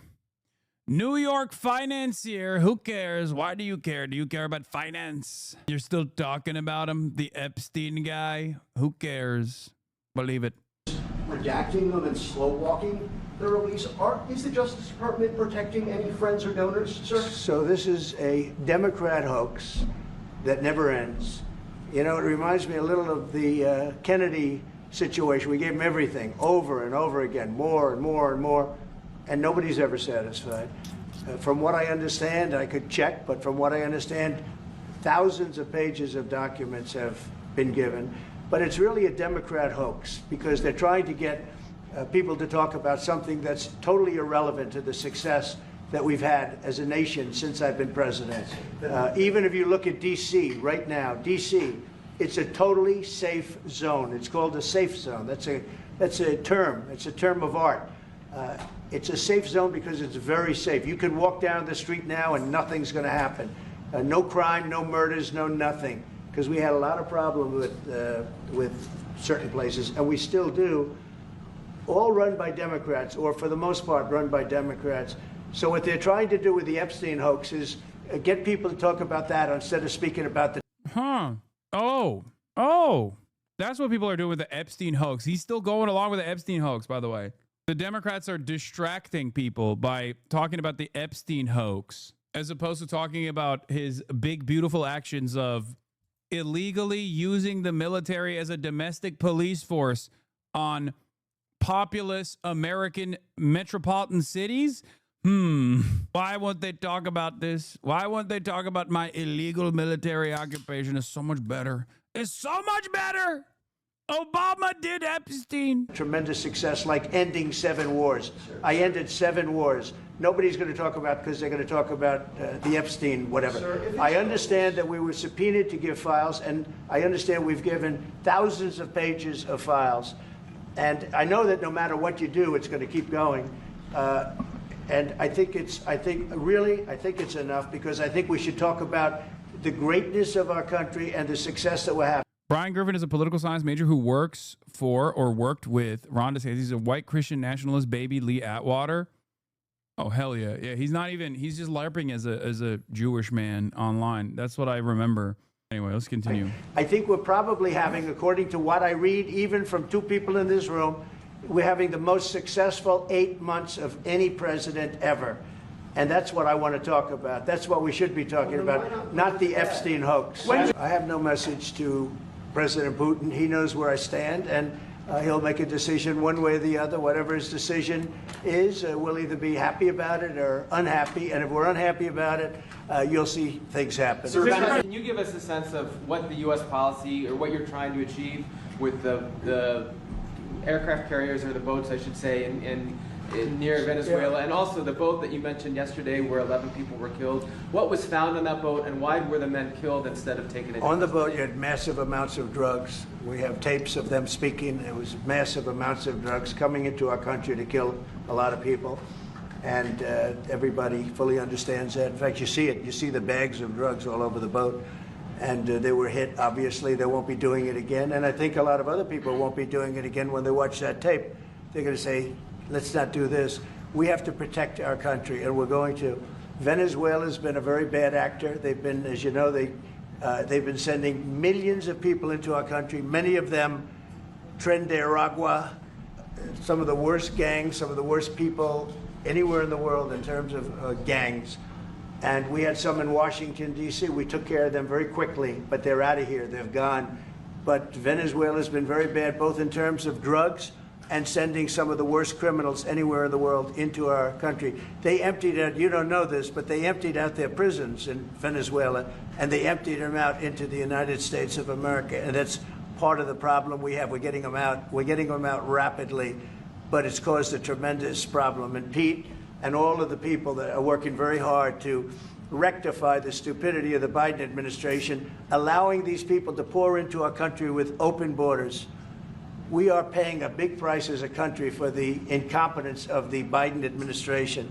But think of it, opened up prisons, drug dealers, drug lords, everything coming out of Venezuela, they said, and we said, we're not going to put up with it anymore. So Venezuela has been one of the worst actors in the whole group, and we have a group of pretty bad actors. Are you wanting to... Yeah, thank you, Mr. President. At the end of this month, the government, or the Congress, has to pass a budget. Do you think we can avoid a government shutdown? Yeah, I do. I think the Republicans will vote for an extension. We won't have any Democrat votes. We could give the greatest budget ever. Tax cut of 50%, everybody taken care of, perfect for women, perfect for men, perfect for minorities, perfect for everything, and we wouldn't get one vote for the Democrats because they've lost their mind. They are so deranged. They have Trump derangement syndrome, and I don't want to burden the Republican Party with it, but they really are. They've become almost sick. They actually think there is a disease. It's called Trump derangement syndrome. They've got it. No matter what we did, no matter how good, you could give them everything that they've ever dreamed of, and you wouldn't get one vote. These are sick people, and I think we're going to have a tremendous midterm. We just approved the largest tax decrease in the history of our country. We have things, if you think of it, no tax on tips, no tax on Social Security for our seniors, no tax on overtime, deduction. The Polish president just sitting there. Come on. I mean, that's a classic. That's a classic. This is what Trump does best, which is have world leaders sit there as he just fucking postures endlessly about Trump derangement syndrome and just goes on and on. It's a part of sitting on the cuck chair. It's a part of the cuck experience. And I mean, he doesn't just do this to Poland. He does this to England. He does this to Germany. He does it to them literally at the same time. Remember, he did this when like Macron, Keir Starmer, like fucking Ursula von der Leyen or Merz, like they were all sitting around the table and he just made them sit there and just droned on and on and on and on about all of this nonsense. The only time he doesn't really do it as much is when he was with Vladipu. I feel like he has more respect for Vladipu, so it don't matter. Like he doesn't do that. He doesn't pull that with Vladipu. When you buy a car and you borrow money to buy a car, first time they've ever seen anything like this, middle-income people get deductions. You get a deduction when you buy a car. Nobody's ever seen. And by the way, they're selling cars like crazy. Cars are pouring back because of the fact that we have tariffs. Cars are pouring back into our car plants are pouring back into our nation. They're coming from all over the world. They're coming back. You know, we lost about 54% of automobile manufacturing over a 30-year period, 35-year period. They're all coming back. I think they're coming back higher than ever before. We have AI going up. What we've done is amazing, and what we've passed is amazing. But the Democrats, I don't believe, will get one vote. It's very anti-crime. We want anti-crime. They're in favor of crime. We're against crime. You know, they gave us things like men playing in women's sports, open borders for everybody, transgender for everybody. I mean, they want a transgender. This doesn't even make sense as like a sentence, okay? They want to transgender everybody. These guys have devolved so rapidly, especially in the last decade, that they don't even need to communicate using the English language. As long as you are grunting in the direction, the audience responds positively to it. I swear to God, in the next 5 years, if we're still alive, they're just going to go, trans, and then people will understand what the message is. It's like, oh, okay, I'm activated. He said the word, and he grunted. This was a negative grunt. And a transgender for everybody. That makes no fucking sense. What are you saying? It is a clear-cut indication that American political discourse has basically devolved into caveman shit. Everybody's computer, everything is transgender, everybody. And people go, hell yeah, dude. That's my fucking bold ass president right there. I love him. I love him so much. He is so real. He's such a real one, dude. That's awesome. It's so fucking dumb. For all of the crazy things that they were saying, and, you know, people would say they're 80-20 issues. I say they were 97-3. I always say 97-3, and nobody knows who I always say it. Nobody knows. This is the best. Nobody knows what that means, but I say it anyway. Everybody transgender. Everybody transgender. Everybody knows. When I say it, everybody knows what that means. I like to say 99% to 1%. 99% say nobody transgender. 1% say everybody transgender. Best issue of all. They are against preventing crime. They are fighting us I want to go into Chicago, and I have this incompetent governor that doesn't want us. Do you know that this weekend? Democrats love crime. They want to do more crime. They are criminals. Also, I was convicted, but that's okay. That was a crime in and of itself. Democrats are the criminals. They're crimers. They want crime. They want to legalize crime. Everybody transgender. Think about that. Like, the only reason why we're all aware of what he's trying to fucking say here is because he has so much, I guess, messaging discipline on this issue. He is like the Bernie Sanders of lying about Democrats. Like, what Medicare for All is for Bernie Sanders. Like, if Bernie Sanders went up on stage and was like, everybody Medicare, everyone would understand what he means, okay? And this is for Trump, it's just like, everybody transgender, Democrats want crimes, immigrants are rapists, decapitators, and baby annihilators, and we just got to fucking, we got to put a stop to that. That's it. Everything's computer. Everything transgender. Transgender for all. That's what they want. 72 people were shot in Chicago. I'm embarrassed to say it in front of the president of Poland. 11 people were killed. 72 people were shot. Last week, 7 people were killed in Chicago, a place which is probably your number one place. I hate to say it. Yeah, a lot of balls in Chicago. And we got to keep it safe. But 7 people were killed. The week before that, 5 people were killed and 21 people were shot. This is in 3 weeks. So in 3 weeks, I lost almost 35 people were killed. It could have been stopped. If you look at Washington, D.C., 3 weeks ago, it was the same or worse. And now it's considered a totally safe zone. Restaurants are open. They're bustling. Restaurants, you have to see, restaurants were dying. Nobody wanted to go out. They didn't want to be attacked. They didn't want to be mugged. They didn't want to be attacked even in the restaurant. And you take a look at what's happened. Friends of mine that haven't gone to a restaurant in 4 years, one of them went out 5 times in the last 2 weeks to a restaurant with his family. They feel totally safe. Washington, D.C. is a totally safe city. You're not reporting any crime because there is none. They said crime is down 87%, and I said, no, it's not. It's down 100%. We have a great thing going. I could do that with Chicago. We could do that with New York. We could do it with Los Angeles. So we're making a determination now. Do we go to Chicago, or do we go to a place like New Orleans? Yeah, now he's saying he's sending him to Chicago, by the way. And he also he floated the idea of like invading New Orleans as well, which would be, I guess, the first of its kind for a red state. But I don't think he's going to do that. I think he's going to go for Chicago. Any reason he never mentioned San Francisco? I feel like that's the Republicans' favorite city to shit on. I think that's old school. Because remember, San Francisco is now like right wing kind of, because all the tech billionaires and shit.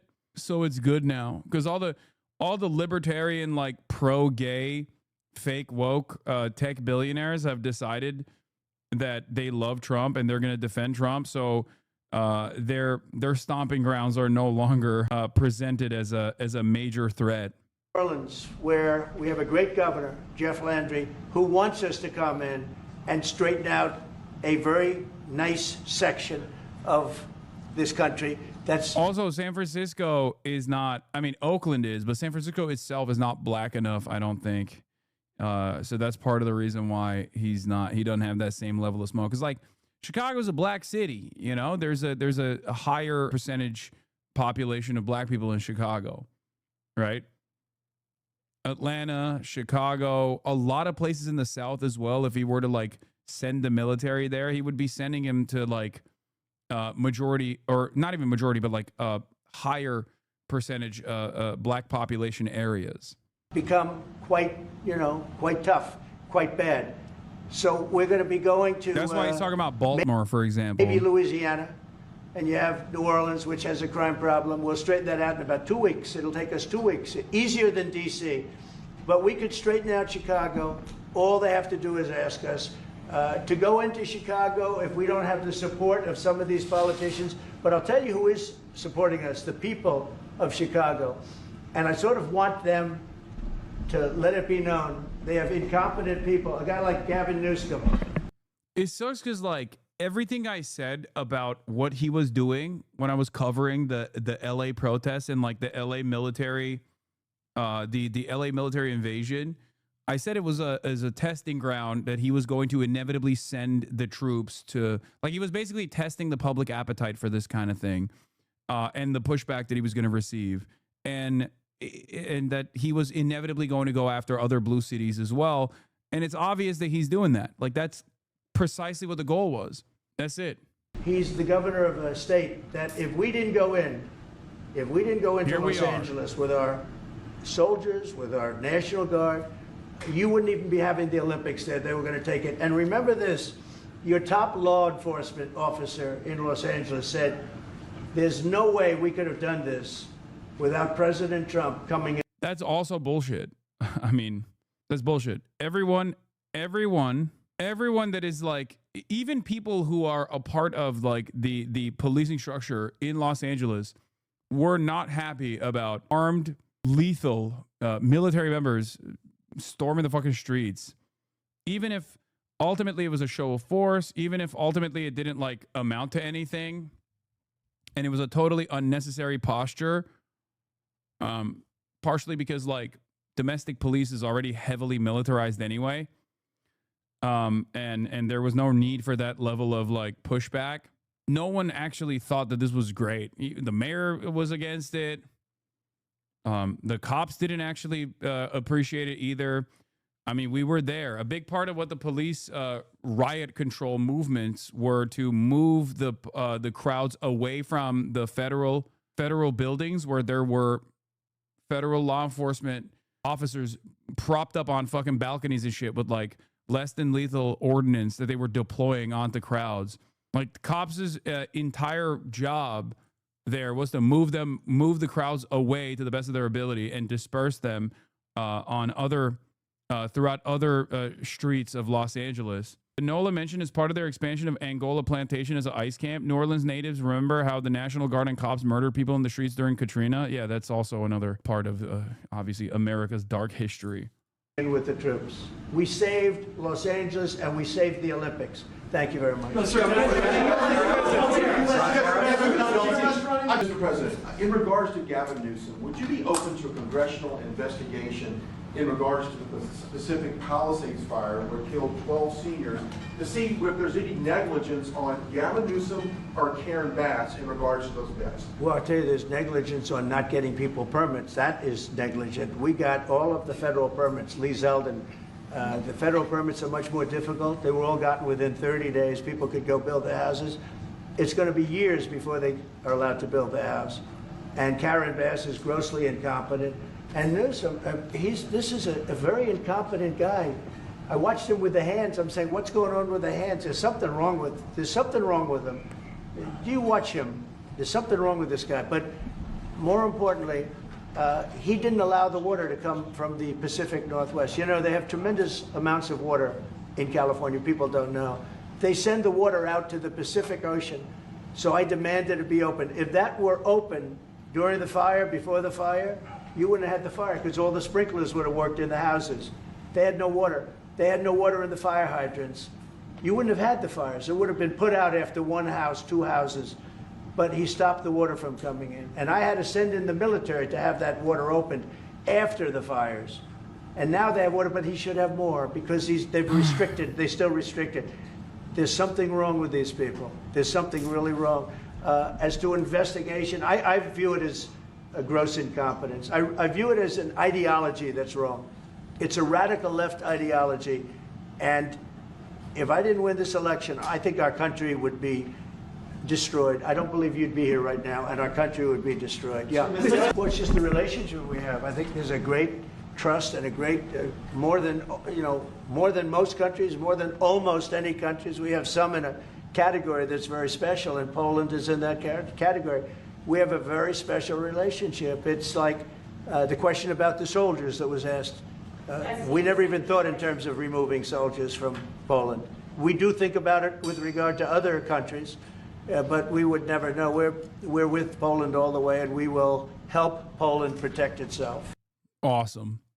It's just, I'm beginning to notice a pattern here where it's like every problem requires sending the military.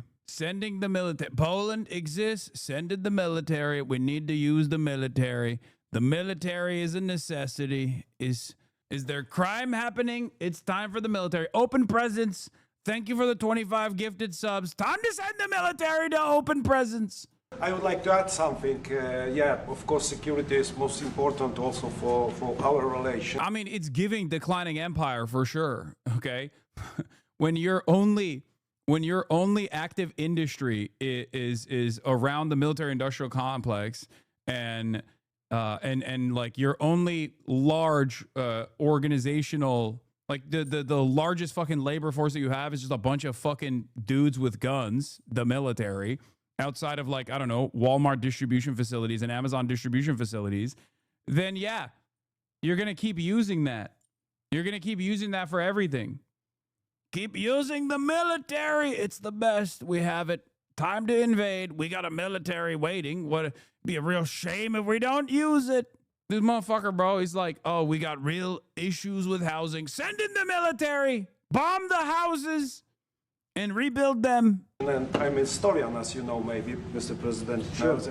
I'm a historian, and this is the first time in Polish history, in 20th century and the 21st century, that the Poles are happy that we have foreign soldiers in Poland. So the American soldiers are the part of our society nowadays. We have almost 10,000 soldiers, and this is the signal to the whole world and also to the Russian Federation that we are together, but we are not like the Poland free riders in Europe and in NATO. Mr. President Trump knows it, because our GDP for military service achieved 4.7, so we are probably the one NATO nation which is on this level, and we will not stop.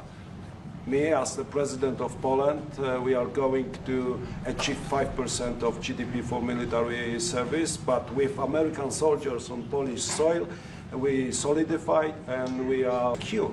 Just about that, you know, Poland was one of two nations that paid more than they were supposed to with NATO. I don't know if anyone knows that, but there were two nations, and Poland paid more than they were supposed to. They thought it was low. And by the way, since then, at my request, they've raised it from 2% to 5%. But Poland was one of two nations that paid more than they were supposed to, which was a very nice thing. Yeah, but never even thought about it until just now. I do want to mention another I told you so moment. One of the things that I actually consistently brought up over and over again was that a lot of young people that took a shot in the dark at Donald Trump because they were too young to remember what it was like when he was president, where he made a lot of gains from like Gen Z voters, would very quickly realize that he sucks ass. And I told you this ahead of time. I literally said, like, all these people that fucking voted for him, especially young people that he was actively trying to get support from, because it was one of the only remaining avenues where people just like didn't have a fully fleshed out opinion of Trump, especially like a negative one. They were inevitably going to swing back around and go, this guy sucks. And the same goes for a lot of like independents, a lot of people in the margins. This is what happened in Trump 1 as well, right? People vote for the guy because they think he's going to break the systems. And he's also like, you know, he's also consistently talking about things that other politicians simply don't talk about, like moneyed interests and things like that. And then you vote for him, and then you realize he's just as fucking transparently corrupt as anybody else. I guess the only difference is he's transparent in his corruption, as opposed to like other groups that or other politicians that aren't as transparent. But he's also a bumbling old fool who's not improving people's lives at all. And they would inevitably turn around and go, yeah, this shit sucks. And here we are. Trump's dropped approval among 18 to 29-year-olds have gone up to a 66% disapproval, shot up 29%. His job approval among 18 to 29-year-olds is at 30%. That's minus 12. This is always the same shit. Remember, I talked to you about trans issues, for example. I told you, there is going to be a point where people go, wait a minute, he's dunking on trans people, but that's not actually improving my life. What the fuck? That's it. All of these issues are simple distractions. They're very successful at they're very successful at making people pay attention. They're very successful at like shifting people's priorities away from the issues that actually matter. But when you actually become the president, it's not just about, please don't read statistics if you aren't going to say the thing. What? The polls are a lie. They're lying. The young people love me. Is that what you're saying? Oh, holy Toledo. Trump's job approval among 18 to 29-year-olds is down, down, down. Last time this was checked is in 225. February 2nd, 225. Is that good? That's what you were saying. You wanted me to say, holy Toledo. I am the 30%. Ask me anything. Let's fucking go MAGA. I am the 30%. Suck my dick. Okay. Okay, dude. Why can't conservatives accept the L? Real events. Shooting in Oklahoma hospital. Multiple cops shot in Charlotte. Pray for Charlotte. Multiple cops shot. I don't think you are actually a Trump supporter. Hong Kong matters. Fuck China. Dem house control. Wait, maybe this was like one of those like liberals who then turned into a MAGA guy. Or maybe he's just memeing. I feel like he's just memeing. Maybe he is. Chatter, are you a former liberal turned? You are spot on. I was Dem. Oh, shit. No, this is great. Okay, following since 2020, November 3rd. Okay, obviously followed in the last election. Was a liberal. The election prior to this last one. Was a liberal, but was like a pro-NatSec, pro-NATO, anti-America's foreign adversary style liberal. And I guess like if I am to look at what radicalized them, I would suspect that it was maybe in like the 2021 era, post 2021, like we found a shiny. No, I don't think this is a shiny. I think this is like, and it's not head trauma either. No. I think this guy became pro-Trump after BLM protests and stuff like that, because he's talking about like multiple cops being shot in Charlotte. So if I were to clock him, I would say that it was like, I joined the military in 2018. Okay, that could be part of that. That could be part of it. But I think this is a COVID radicalization. Hard crime lib, the Anna Kasparian route. It could be hard crime, crime panic liberal that turned reactionary, turned into a Republican. It could be the type of motherfucker that like was a COVID guy. Could be a COVID guy as well. Like Democrats went heavy-handed with COVID policies that turned me into a fucking Republican. Or it could be that he like started watching other liberal content creators, moved away, wanted to vote Biden 2020, but never got a mail-in ballot at my duty station. Maybe watched like some sex pestiny on his journey, and eventually became more and more reactionary. Potentially, I don't know, because that's usually Kamala never won a primary, so that ruined democracy for me. That's funny. Yeah, he got scratched. Scratch a liberal and a fascist bleeds. That's what happened. Who did he want in the 2020 primary? He says he was Biden. Was he a trash can lib who got brain broken? I mean, I can totally see people that move away. Love you though, man. Keep up the content. I would go so far as to say guys like this, they think that people like myself are like nefarious actors. Maybe not him. He doesn't think that, or at least he still thinks that this is like entertaining enough.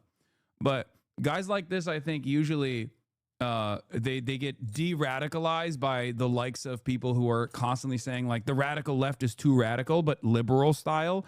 And then that actually swings them back in the direction of, they're just like easily manipulated, but that usually swings them back in the direction of Trump eventually. Most just think you're dumb, to be honest. Why is it funny? Most just think you're dumb, to be honest, or ask him moron. Like this guy. This guy, 1,000% in a couple years is also going to be firmly a right winger, right? This is the exact type of guy I'm talking about.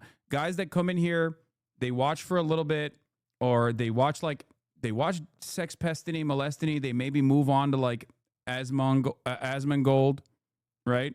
And then slowly but surely, without realizing, because all of their political worldview is developed by like listening to content creators, Yeah, too late, dummy. There you go. That's what happens usually. They just they go from like more they go from like centrist positions eventually into the right-wing positions. I don't understand hate watchers. What's the point, please? No, I love guys like this. I love guys that are who are at 2025 when we're fucking talking 8 months into the Trump presidency, 9 months into the Trump presidency, guys who are like, no, I still ride with Trump pretty hard, as we're looking at fucking polls that show a lot of people have extreme discontent with the administration for obvious reasons. That is 100% my favorite type of guy in the chat. I value that type of person. I love my hogs. Okay. I love my hogs. It's not a secret. I want to know what flavor of Kool-Aid they drank, how they arrived at those positions. It's an important part of like de-radicalizing people like this. You know, I'm here, Law. I agree with some of what you say. Okay, explain to me what you agree with and what you disagree with. I'd peg you as a sociopath, to be honest. I'd attribute it to a desire for power. You running for office. Ironic, because I've always said no to that. You are doing the same. Transpons narrative to a different premise. If you read The Decline of Trump Approval, just show which policies are causing it, not just fish. One of them, all of which fits your narrative. It's not one of them. It's all of them. Because the entire political infrastructure in this country revolves around refusing to address the major issues that pertain to people's material conditions, the cost of living, rent, which requires you to tackle the housing market. This is a very moneyed interest project that needs to maintain this finite supply of housing. A lot of people with money, a lot of people with capital want to make sure that the housing market stays as fucked as it is, which creates a lot of fucking homeless people, for example. And when you see that homelessness, when you see the homeless population, you go, oh, there's crime that's everywhere. Poverty is everywhere. Crime is everywhere. And then you want more militant responses. Trump is filling that need very well. But in that process, there's a lot of people that go, I voted for Donald Trump because I thought he was going to fucking make things more affordable. Things are less affordable than they ever were. And the only thing that's happened so far is that they're just like sending the fucking military. Trump said he was going to tackle the issue of migrant crime. It turns out the migrant crime panic was completely fucking made up hysteria. We got that inequity is the main issue, but why not focus on that? What do you mean? I am focusing on that. Anyway, the other chatter is just a chirper. He's stupid. So your goal is to build a pretty much disagree everything but Israel? Wait, but you went from F Hamas to pretty much disagree with everything but Israel. So your goal is to build a populist left, correct? I mean, yeah, that's strange. He's one of those realignment right-wingers who agrees with the left on economic policy. I'm actually curious because I've heard you say plenty since following that you'll never run for office. You say we need legitimate, honest, and principled politicians, and you have a not insignificant following. Like, what's stopping you? I think you need to be cut from a different cloth to be able to fucking run for office and actually be a politician. And I am not cut from that cloth at all. This is what I'm good at. I'm a good propagandist. I'm not a good administrator. I think one thing I heard you say that cuts through all the crime hysteria bullshit is that what people are really complaining about is visible poverty, aggressive panhandling, and dirty, poorly maintained streets. It's not about the actual stats. Yeah, exactly. Homelessness is one of the most visible aspects of poverty, and poverty translates to people thinking that there is major crime happening. A lot worse crimes that you fantasize about happening all around the country. So when you see homeless people in the streets, and when you see like other visible aspects of poverty, like, locking up deodorant at CVS, you go, crime is completely out of fucking control. That's it. But yeah, I don't know what this guy is saying, but the other guy, let's see, what was his radicalization journey? I want to know. I wanted Bernie 2016 attended a rally in National City. Appreciate the love, Hassan. Just wanted the U.S. to truly be united. Keep up the content, my man. I love guys like this. The guys who are like, I really love Bernie, so I voted for the diametrical opposite of Bernie Sanders, with the exception of, like, I guess, presenting himself as a fighter against the established Republican Party. Because the only thing you can point to with respect to like Bernie versus Trump is that Bernie is seen as an outsider to his own party. He's an independent, and Trump presented himself as an outsider, and in some respects was an outsider to the Republican Party, but he very quickly whipped the rest of the Republican Party to his own design, to his own desires.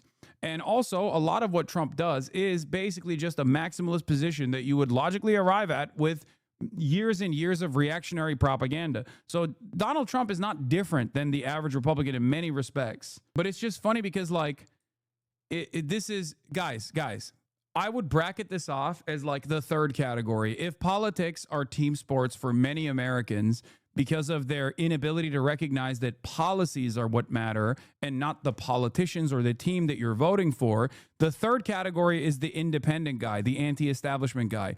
Obviously, the first category is vote blue no matter who, and then the second category is the vote red no matter dead Republicans. But then the third category is the outsiders, the people that fancy themselves to be anti-establishment.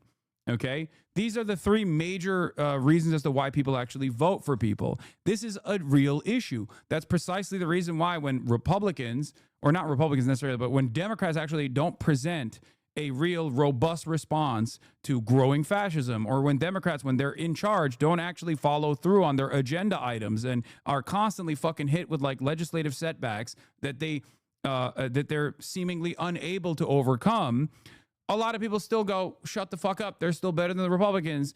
Or when they come around to Republican positions and reactionary framing on issues such as immigration, the notion that immigrants actually constitute a national security threat, for example, in the way that like Kamala Harris presented it in this last election cycle, Democrats go, you got to vote for the Democrats, shut the fuck up. Those are the vote blue no matter who guys. They don't believe in the policies. They don't believe in any sort of like discernible ideology.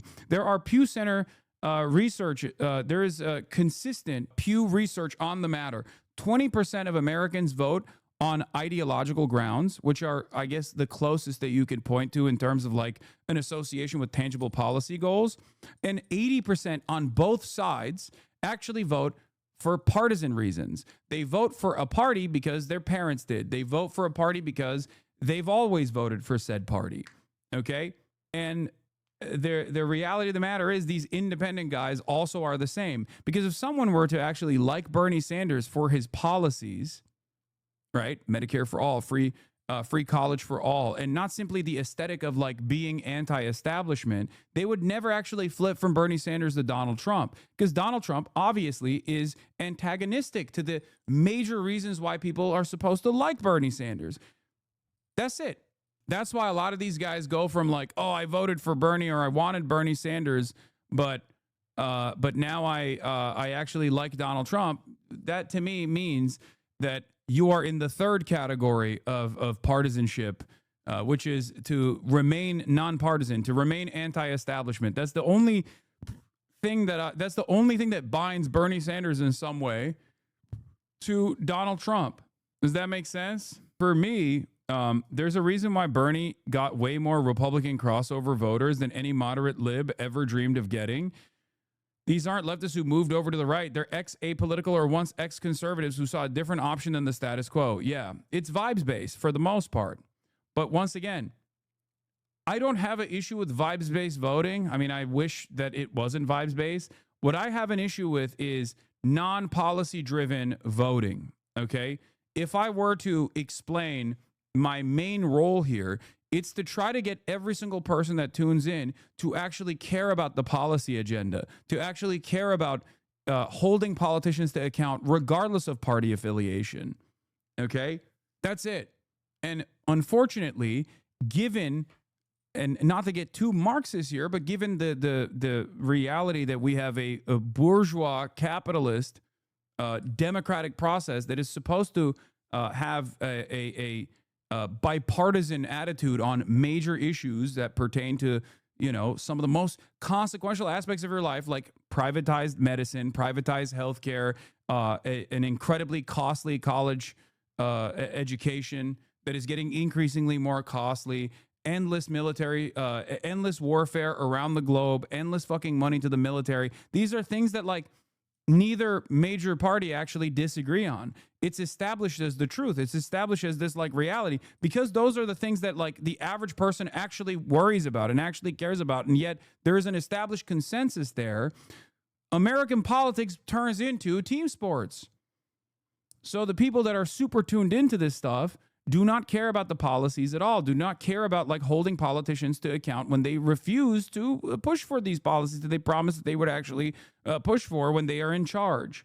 That's my goal. I don't give a fuck who's advocating for what. I care about the actual policies, okay? I don't care about the letter next to their name. Of course, I have a lot of smoke for the Republican Party because the policies that they supposedly care about are also genuinely harmful, and at best are simple distractions. Okay, but the reason why I have a lot of smoke for the Democrats are also because they don't follow through on any of the agenda that they claim to care about, any of the issues that they claim to care about. Okay, that's it. We got to hold these motherfuckers accountable. Anyway, do I regret playing Among Us with AOC? No, fuck no. Why would I? No, of course not. I think a lot of people don't understand that I use the Democratic Party because it's the only game in town that is supposed to be the ostensible left flank of American politics. Because I'm a firm and committed believer that a lot of people who are self-identified liberals are not as antagonistic to the policies that I'm advocating for. The goal is to capture their attention and get them to also be diehard fighters for these causes. Okay? You might disagree with that. You might say it's entryism, it's stupid, it's silly. You're just an advocate for the same imperial coin. And that's fine. Okay? But I don't see you building a revolutionary vanguard anytime soon. And if you look to the actual current cultural attitudes towards the left, if you look to the current attitude towards socialism in this country, we are a far way out from building any sort of revolutionary vanguard anyway. So right now, advocacy is perhaps more important than anything else. Having prominent left politicians run for positions of power and show that there's an alternative vision there that will hopefully capture the attention of enough Democrat Party voters that demand more of the same type of fucking policies and the same type of politics that you see from the likes of Zoran Mamdani is the best possible way to even bring about maybe down the line a revolutionary vanguard if that's what you choose to do so. Same goes for unions, okay? You should just pivot to classic liberalism and have some hope for getting a W one day. And all of that is where it comes crashing down. We ain't going to vote for socialism, Bubba. You should pivot to classic liberalism. Brother, don't you understand that this is my genuinely held worldview? Also, there is not a single fucking person that you could present that is a classical liberal that has the same level of fucking prominence in this sphere as someone like myself. So I don't know what you're talking about in terms of like an organically built movement around uncompromisingly pushing for these fucking pushing for these policies. Okay. And not only that, but I already showed you one of these W's with Zoran Mamdani. People despise liberals. They just hate it. I know your views. You're pretty clear. Socialists just need to appeal to incels, and it's easy. Outline how it will get easier to get pussy under socialism, and there will be a revolution within 1 year. Yeah, I don't think so. But good one. Hassan isn't a great guy, just saying. Thanks, John Smith, 3362. You're really going to make an impact in this community. Any day now. No problem, my man. I got you.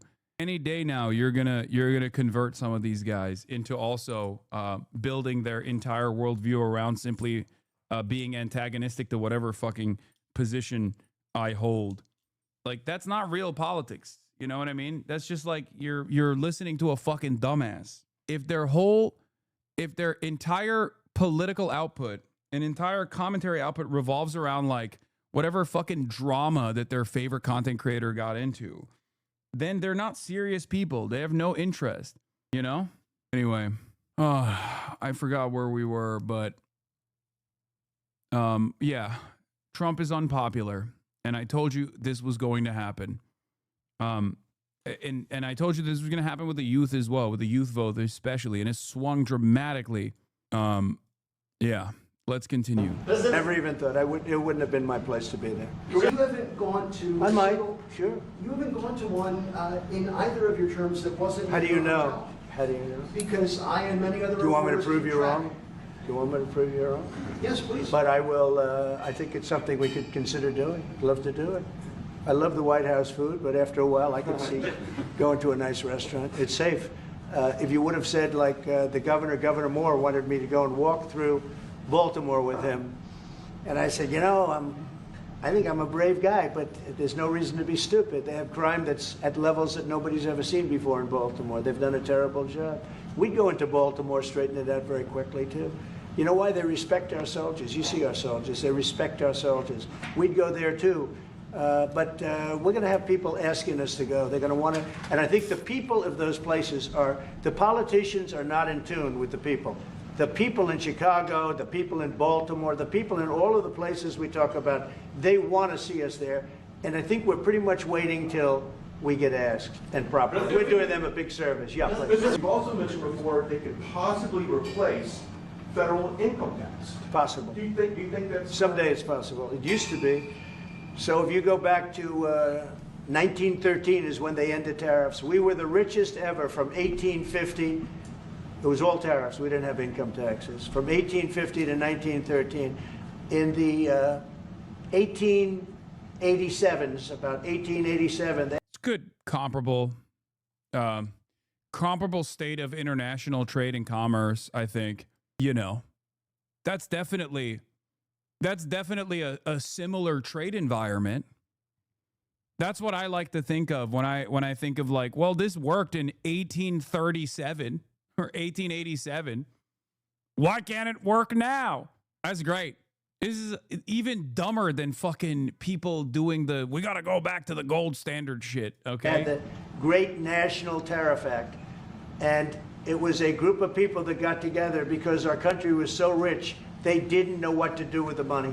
We had so much money, they didn't know what to do. It was a group of very prominent people that were set up to hand out money to everybody because we were the richest we ever were. Proportionately, we were in 1887, around that time, even in 1913. We ended them in 1913. How did that work out? And then we went to the income tax system, and then we had the Depression. And by the way, a lot of people try and say that, oh, tariffs with the Depression. No, they ended in 1913, and then we went to income tax, and then in 1929 you had the Depression. They did try and bring it back in 1931-32, but the Depression had long started, and this poor, beautiful nation was gone. It was gone. We suffered for 25 years. It took 25, 30 years to really recover from the Depression. And we don't ever want to see that happen again. The tariffs are vital to the success of this country. When I say I ended 7 wars, at least half of those wars were ended because of the power of tariffs. I was able to say, well, we're not doing any business with you, or if you're going to war, we're putting a big tariff on you. And all of a sudden they announced that the war was settled. I settled 7 different wars, one going 31 years, look at the Congo and Rwanda, look at that, 31 years, 10 million people dead. I got it settled. And a little bit of that one, less than in some cases, had to do with trade and had to do with tariffs. So, you know, tariffs are vital to our country. And just so you know, other countries use them on us, but I just used them a lot better. We're in a much better position. We have trillions of dollars coming into our country. If we didn't have tariffs, we would be a very poor nation, and we would be taken advantage of by every other nation in the world, friend and foe. We're not going to let that happen. And we have a very, very big case in the Supreme Court. I can only say this, our country has a chance to be unbelievably rich again, but it can also be unbelievably poor again. If we don't win that case, our country is going to suffer so greatly. What's the backup plan, sir? But I think we're going to have a big victory. Even if you look at the people that brought the case, they're foreign-oriented. They're foreign. Countries have taken advantage of the United States for so many years. And I started with China. You know, last term, I took in hundreds of billions of dollars in tariffs from China. But when COVID came, the last thing I was going to do is we're going to tariff France and Italy. There's a non-zero number right when you're sitting at home watching him speak, rubbing their chin as they ponder the profundity of Trump's statements. I mean, they also think he's hot.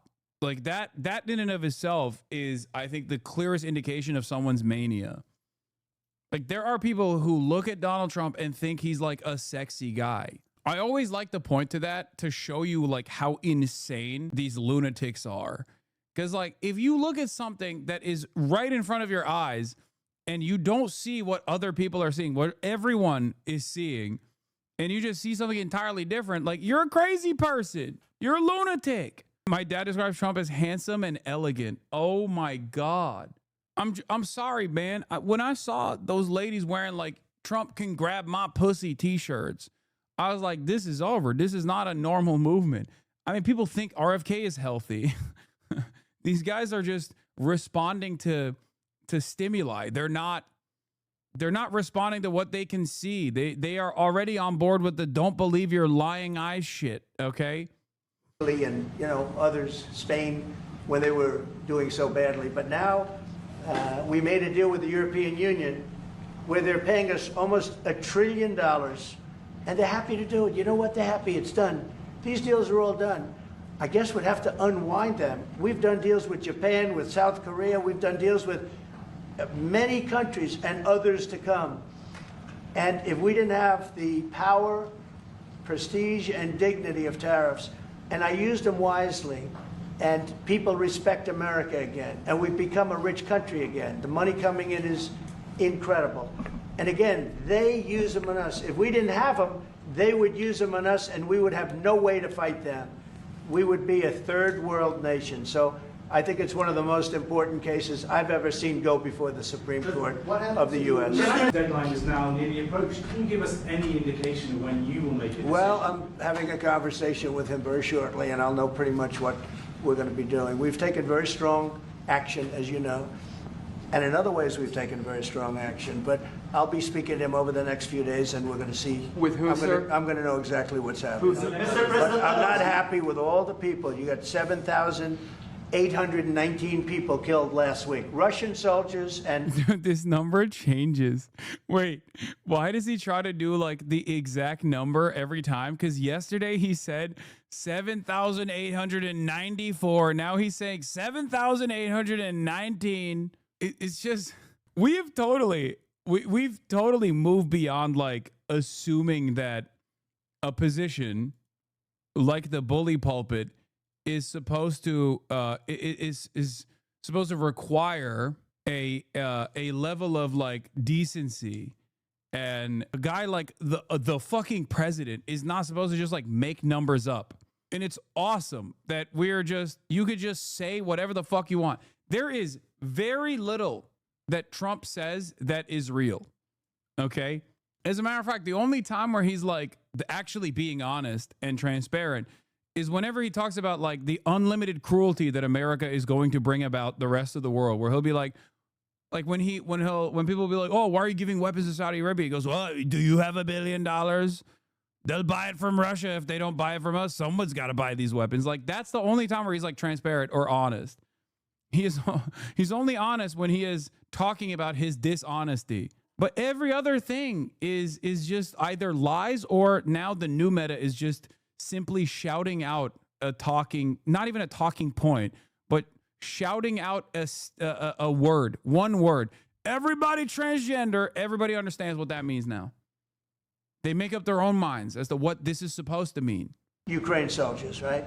Not American soldiers, not soldiers from Poland, but they're human beings, they're souls. They have parents, they wave goodbye to their parents, and their parents never see them again. That's the end of them. Over a stupid war, and I want to see it stopped. Now, we have stopped the money. We send weapons to NATO. They pay full price. NATO. We don't, Biden spent $350 billion so stupidly. And it was one of the reasons that this whole thing happened. A big reason this war happened was sitting right in these chairs, this one in particular. So I will tell you that I think we're going to have thank you for the 5 gifted. A good solution. But they're losing soldiers at levels that nobody has seen since the Second World War. This is the worst conflict, and it's just going on and on. It's one's defense, one's offense. The offense moves a little bit, just a little bit. You take a look. They move inches. They're dropping bombs and killing everybody. The whole thing is not since the Second World War has there been anything even close to this. And they're not soldiers from my country. This is my country. But I have a power to end things. That's why I was able to end 7 other wars. And you know that I thought of the 7. They're basically 7. Those were tough wars to end. Like this. This is what I mean. When I say he just like makes shit up, This is a perfect example. Sometimes it's 7, sometimes it's 10, sometimes it's basically 7. And it's like, he didn't do any of that.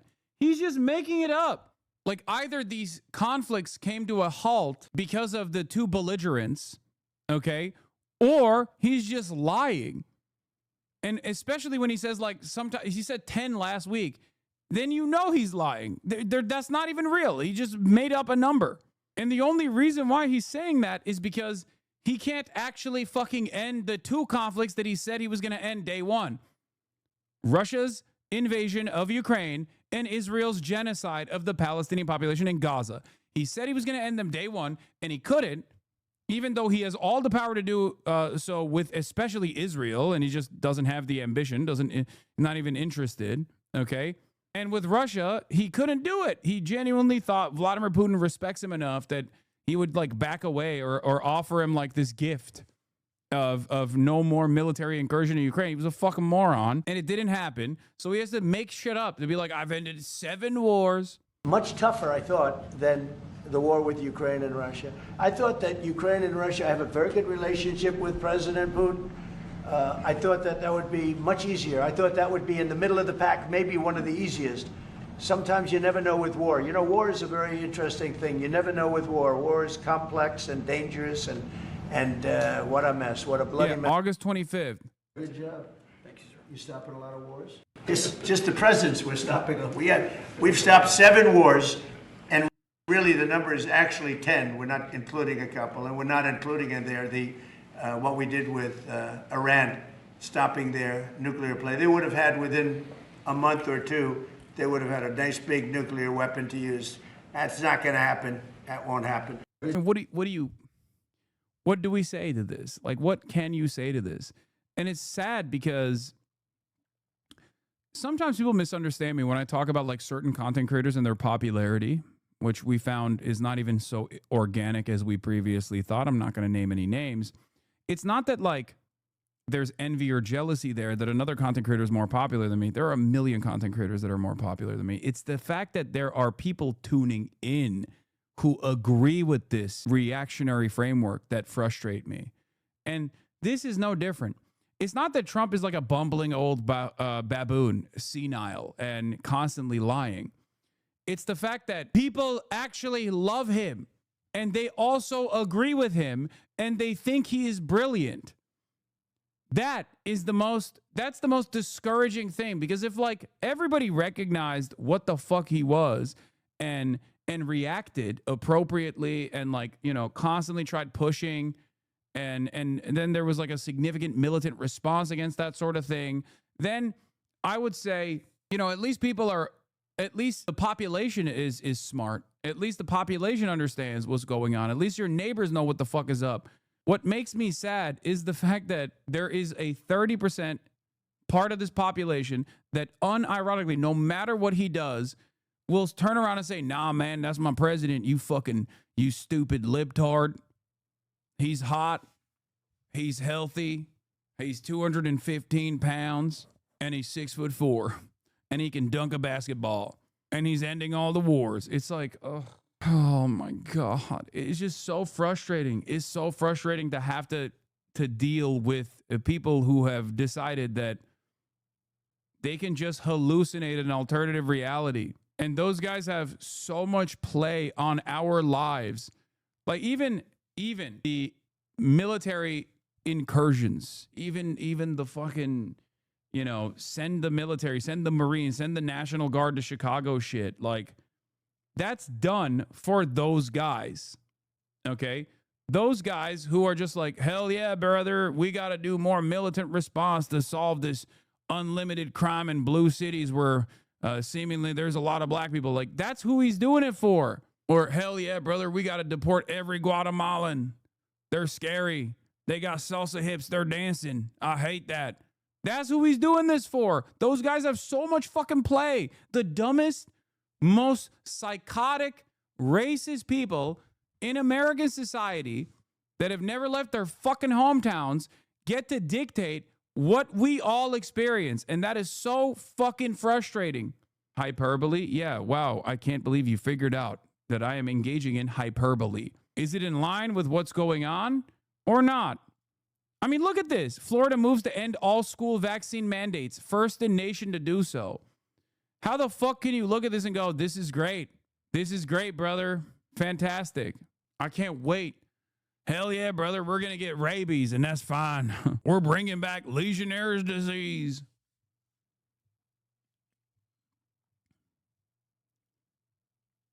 Awesome.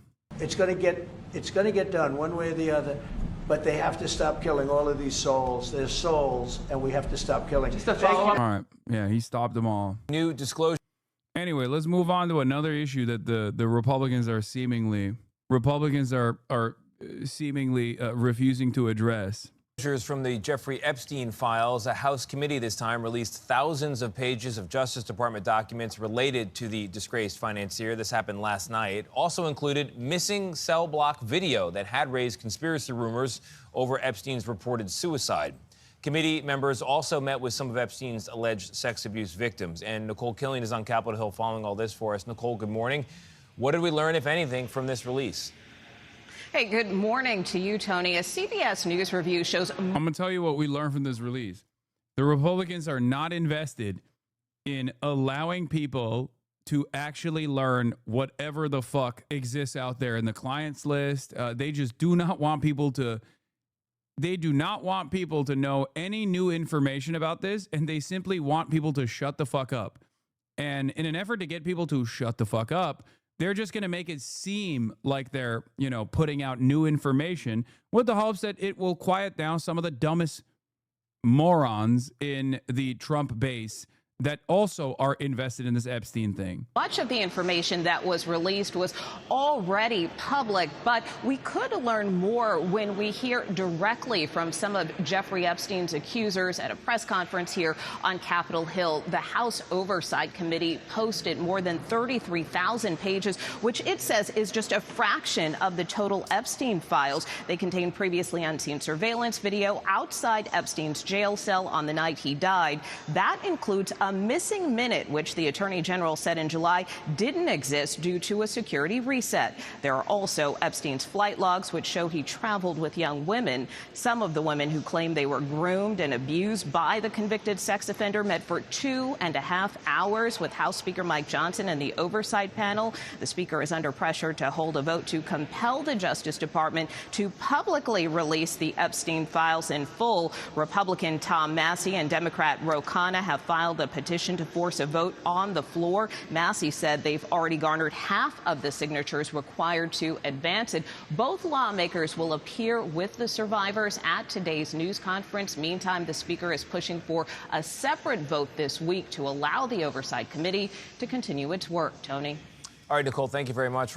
This is the big revelation, I would say, which is that the victims came out and were not happy with the lack of disclosure. So now an Epstein survivor is hinting at a potential list of names being compiled by the accusers themselves. Interesting stuff. Hi there. My name is Lisa Phillips, and I'm the host of a award-nominated podcast called From Now On, a platform supporting survivors. I want to thank all of my survivor sisters who came before me today. I'll be very short. In the year 2000, I was taken to Jeffrey Epstein's island while on a photo shoot on a nearby island. Who I saw and what I experienced there was a glimpse into a very dark and disturbing world.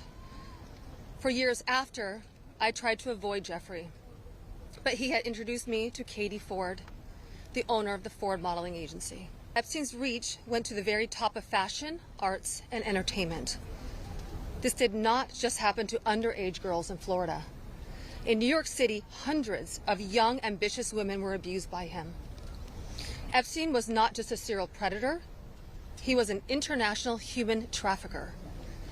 And many around him knew, many participated, and many profited. And yet, he was protected. So I stand here today for every woman who has been silenced, exploited, and dismissed. We are not asking for pity. We are here demanding accountability, and I'm demanding justice. Congress must choose. Will you continue to protect predators, or will you finally protect survivors? I can't help but sometimes feel as though like this is just going to move the needle in the opposite direction, where it will simply make people not even care about pedophilia. Like, it's the only established norm that we have, which is child predation is unconscionable and it's the ultimate bad. It kind of feels in the same vein as like genocide, right? Like, genocide is a bridge too far. It's supposed to be a bridge too far for everyone. It is an established norm that you are anti-genocide. Everyone is supposed to be against that, right? And I feel like the less accountability Israel sees, the more violent it gets, and the more people feel discouraged and don't have realize that their voices don't matter, or at least like come to that conclusion, the more people just start kicking in their defense mechanism and going, well, maybe it's not so bad that genocide is happening. And I fear that this is what's going on with like pedophilia, like sequence, serialized, systematized pedophilia. It's the thing that everyone is supposed to be against, okay? Like, sure, people don't have that kind of opinion under patriarchal constructs about like, sexual assault against women.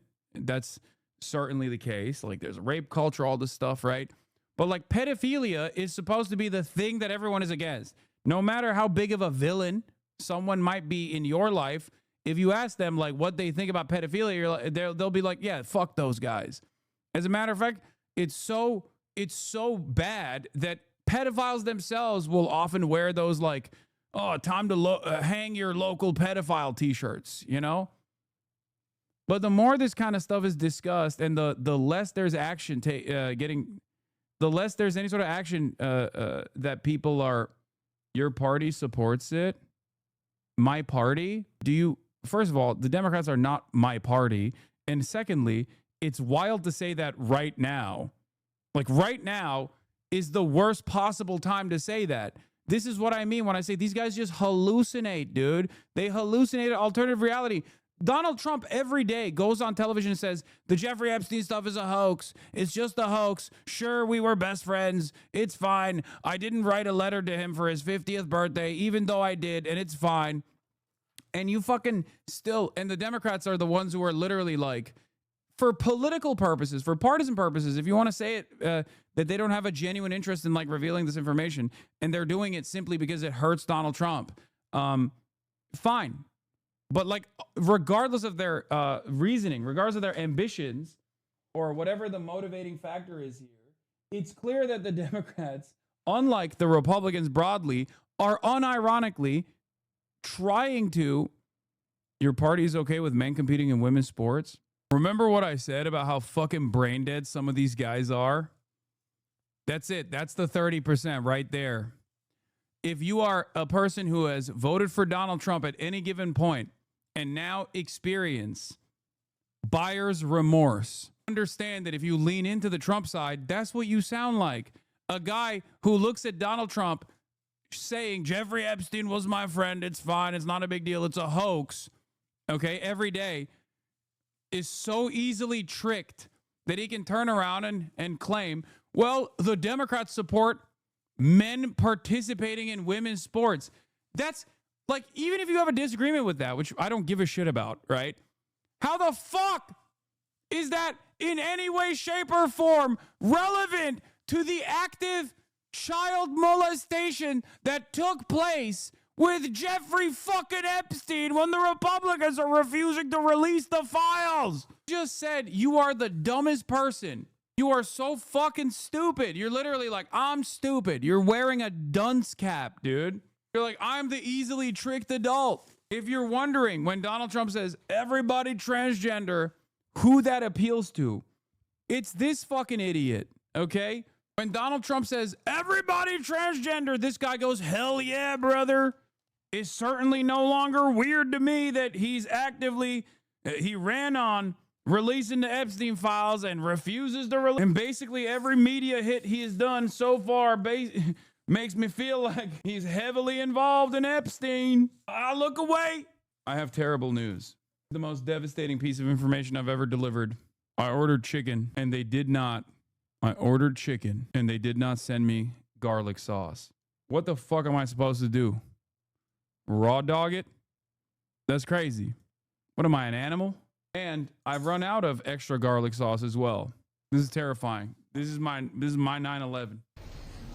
And also, I would like to announce here today, us Epstein survivors have been discussing creating our own list. We know the names. Many of us were abused by them. Now, together as survivors, we will confidentially compile the names we all know who were regularly in the Epstein world. And it will be done by survivors and for survivors. No one else is involved. Stay tuned for more details. Just give a round of applause for all the courage and strength that the survivors have shown. We now will take a few questions. You can always get Congressman Massey, me, or Congresswoman Green in the hallways and other places. If you have questions for us, that's fine. But I wanted to see first if you have questions for the lawyers and the survivors, and Brad will facilitate any of the questions to the survivors. Yes. Yeah. This question would be for the survivors, Mr. Edwards.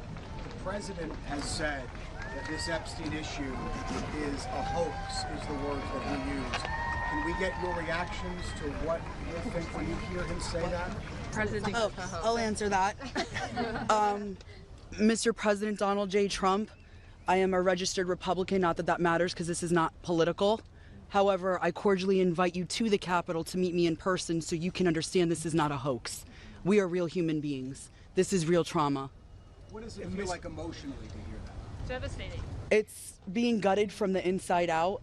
Not that I would know what that feels like, but I imagine it's the anxiety buildup with the depression and the survival mode, and then your nervous system goes limp and ironically is shot. And it feels like you just want to explode inside because nobody, again, is understanding that this is a real situation. These women are real. We're here in person. To say that it's a hoax is just not, please humanize us. I would like Donald J. Trump and every person in America and around the world to humanize us, to see us for who we are and to hear us for what we have to say. There is no hoax. The abuse was real. Now, what goes on behind closed doors, I can't speak for that. What happens around the world politically, I cannot speak for that. But I am here with all of these women. Wait, they did a jet flyover? They actually did a flyover over this? If you're wondering why there's a jet flying over Capitol Hill during the Survivor presser, yes, that was a flyover, and yes, that is unusual. Wait, what? I don't know. Maybe it's for the Polish president or something. I don't know. Our attorneys. Maybe it's not for and these people. I would be more than happy to meet with him, and I will meet him halfway. Survivor who just spoke. The last survivor who just spoke, she said that Epstein would brag about her relationship with Donald Trump. Could she please elaborate about that? Shante. Yeah, I did say that. My first trip to the Palm Beach residence, I drove there from the airport with Ghislaine Maxwell, and Jeffrey and Ghislaine were always very boastful about their friends, their famous or powerful friends, and his biggest brag forever was that he was very good friends with Donald Trump. He had an 8x10 framed picture of him on his desk with the two of them. Like, they were very... Go ahead. We're here for you. We love you. After meeting Jeffrey Epstein and Ghislaine Maxwell, it felt like someone shut off the lights to my soul. We were groomed, we were manipulated, and we were taken advantage of. In this story, they say the survivors are often forgotten. We know the names. Not here. Many of us were abused by them. No one's invested in a release of the Epstein files, quite like the woman who knew him. It's Teresa J. Helm, who suffered at the hands of the sex trafficker and accomplice Ghislaine Maxwell. It was a whole operation. Everyone knew what they were doing. Everyone had their role to play. They passed along women and children like human batons from one person to the next up the chain till they're assaulted. Some are on repeat cycles of that. Why is it important that your voice is heard today? Because they're trying to bury us. They've been trying to bury us for 20 years, and you just waited for Virginia Giuffre to pass away to move Ghislaine Maxwell to a summer camp. What do you say to Donald Trump today? Release the Epstein files. It's simple. The voice of the survivors here can only reinforce the effort over there on Capitol Hill to trigger the release of the Epstein files. Politicians across the aisle are pushing legislation to lean on the Department of Justice for a full publication of every name and every detail. Marjorie, is your stance on this a problem for Donald Trump? Trump's problem is his MAGA base wants the files released. Loyalists like Marjorie Taylor Greene who cry cover up. The truth needs to come out, and the government holds the truth. Donald Trump was welcoming the Polish president to the White House down the road. The spirit of Epstein was present here too. Trump was asked about an affair that features a man he once counted as a friend. We're having the most successful 8 months of any president ever. And that's what I want to talk about. That's what we should be talking about, not the Epstein hoax. For Epstein survivors, the release of the files is the end game. How the game ends for Donald Trump would be the question to follow. James Matthews, Sky News in Washington. President Trump losing another round in court over deportations. This time a federal appeals court, this happened last night, dismissed his claim that the U.S. can deport alleged Venezuelan gang members because they were, in the words of the administration, invading this country. Earlier, the president vowed to send National Guard troops to Chicago and other cities for law enforcement. Weijia Zhang has more from the White House on both these stories. Weijia, good morning.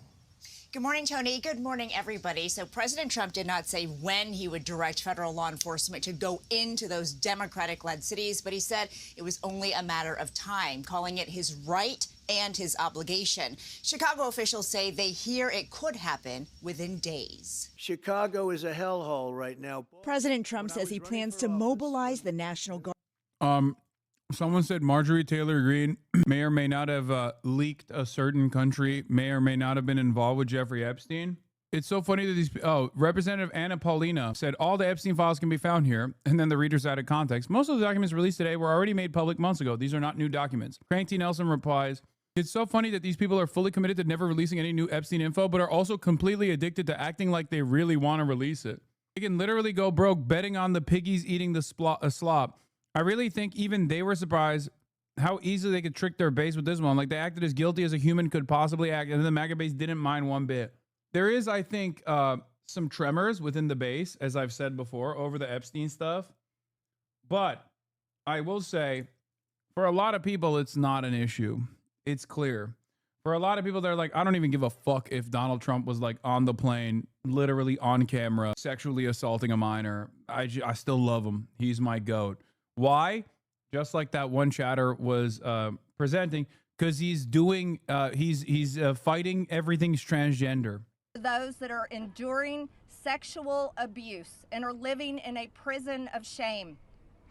Anyone that is being abused, it is not your fault. You should live with no guilt or fear or shame. All of the fault, Israel and other countries. The truth needs to come out. No, is that real? And the government holds the truth. The cases that are sealed hold the truth. Jeffrey Epstein's estate holds the truth. Nah, no way. No way. White House says helping me secure a vote to release all Epstein files is a hostile act. They're threatening anyone who helps bring true transparency and justice for the survivors. This is a tacit admission. The Oversight Committee data release is woefully incomplete.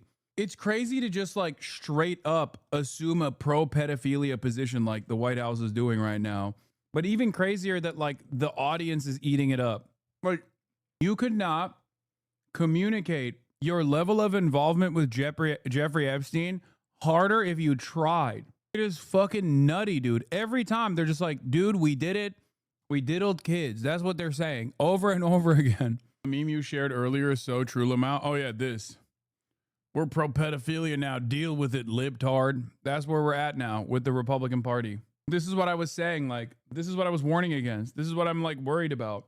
Trump has a cult, and he has like this profound ability to normalize certain things that previously would be considered utterly immoral, morally repugnant, completely unacceptable. And he's just using that normalization faucet in the direction of like normalizing what? Pedophilia? That's crazy. Like, and the way they're doing it is so wild, because it's like They're basically saying trans people existing is actually pedophilia, not the real pedophiles that are doing pedophilia to children. And these dumb fucks eat it up. I guess the same goes for everything. It's like, it goes back to this. DOJ lawyer waging war against Harvard sure seems to like Adolf Hitler. Like, the guy who is supposed to be combating the anti-Semitism at Harvard University is a Hitler lover. It's the same shit. Are to curb violence in Chicago, where early reports show at least 48 people were injured and at least 8 people killed over Labor Day weekend. Well, we're going in. I didn't say when. We're going in. When you lose, look, I have an obligation. This isn't a political thing. Trump made a direct appeal to the state's leader. If the governor of Illinois would call me up, I would love to do it. Now, we're going to do it anyway.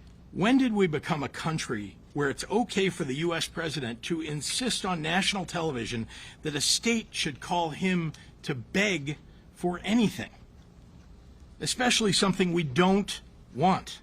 Illinois Governor J.B. Pritzker called Trump's comments unhinged and insisted he would not be calling for help. According to the Chicago mayor's office, overall violent crime is down nearly 22% this year. And in the first 6 months of the year, the city has seen a 33% reduction in homicides and a 38% decrease in shootings. He has no idea what he's talking about. There is no emergency that warrants deployment of troops. In Washington, D.C., where the president has greater authority than in the states, Mayor Muriel Bowser has a different approach, ordering local coordination with federal law enforcement to the maximum extent allowable by law within the district. I'm very proud of Washington. It serves as a template, and we're going to do it elsewhere.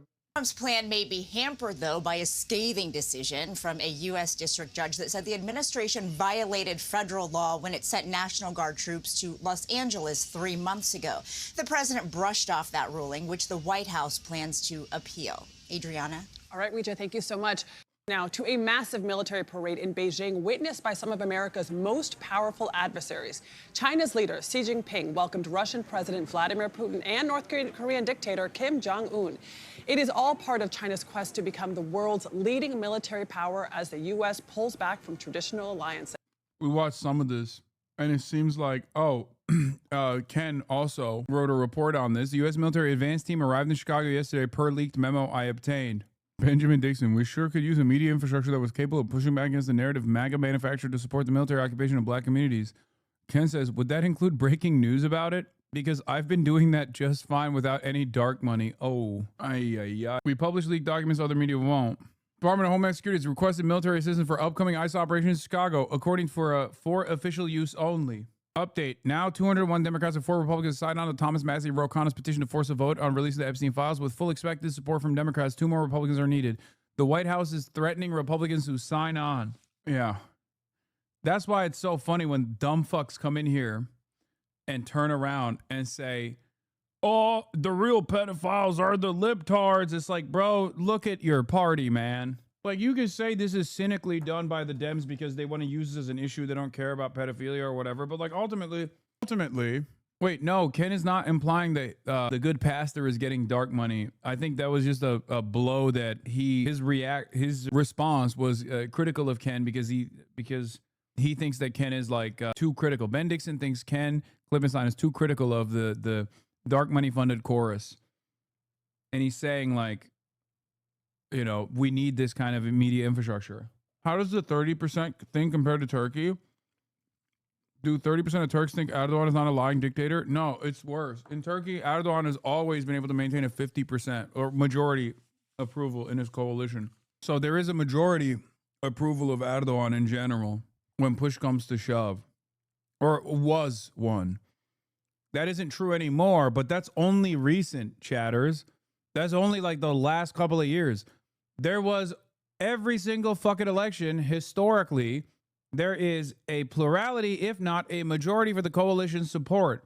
There's always been a majority coalition support for not just Erdogan, but for MHP as well, the coalition that they have. How did he manage that? Very similar to Trump. Very similar techniques to Trump. Anna Korn is in Beijing. Anna, good morning. Hello, Adriana. As you say, it was a spectacular display of military might and power here in Beijing at that parade. We also saw Beijing showcase its latest military hardware. President Xi Jinping, he said that China was unstoppable. The sound of cannons firing across Tiananmen Square, soldiers from the People's Liberation Army goose-stepped in perfect unison, moving as one. This was part of the largest military parade ever to be held in China, marking the 80th anniversary of the end of World War II. Overseeing his troops under a blazing sun, China's President Xi Jinping. "Greetings, comrades. You are working hard," he told them. Yo, this shit's cool as fuck, bro. Actually, I don't give a fuck what people say. This shit is cool as hell. And also, they mocked us. They straight up mocked us, bro. Where's the Crypto.com sponsorship? Where's the Palantir sponsorship? Where's the sponsorship for the Dana White's like favorite energy drink or something? We got a bunch of schlubby ass like National Guardsmen barely fucking walking through the DC streets with the squeaky tanks in tow. That shit sucked. Why are none of their soldiers fat?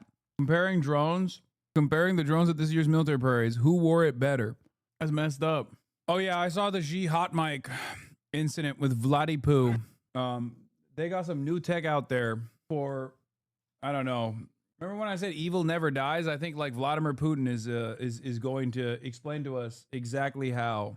Okay, because he has some choice words about this new kind of technology that I didn't even know existed. No, it's actually crazy. In the past, people rarely lived longer than 70 years, but today, they say that at 70, you are still a child. Human organs can be continuously transplanted. The longer you live, the younger you become, and can even achieve immortality. In the past, people rarely lived longer than 70 years. No, it's not fake. I mean, I don't know if the technology exists or not, but the conversation did take place, and it was caught on hot mic. And only was caught on hot mic because of the translators. The translators were caught on hot mic. Not the English translators, that's after the fact. Putin's Chinese translator, Mandarin translator, and Xi Jinping's Russian translator are communicating with one another, and that was caught on hot mic. I'm not exactly sure how this works as far as organ transplants, but it seems like motherfuckers got some way of expanding their lifespan. Go to China and find out. I just don't understand how organ transplants help extend your lifespan. I feel like it's the opposite, right? Like that's a really complex procedure with many different issues, like many different complications, and most likely cuts your lifespan a little bit. Like if you obviously didn't have any medical issue that required an organ transplant, and you had like a shelf life or a lifespan that was, X amount of years, I feel like once you get that transplant, without it, you die. But once you get that transplant, your lifespan is like shorter. I didn't realize you could just like swap organs, just for your fucking body to extend.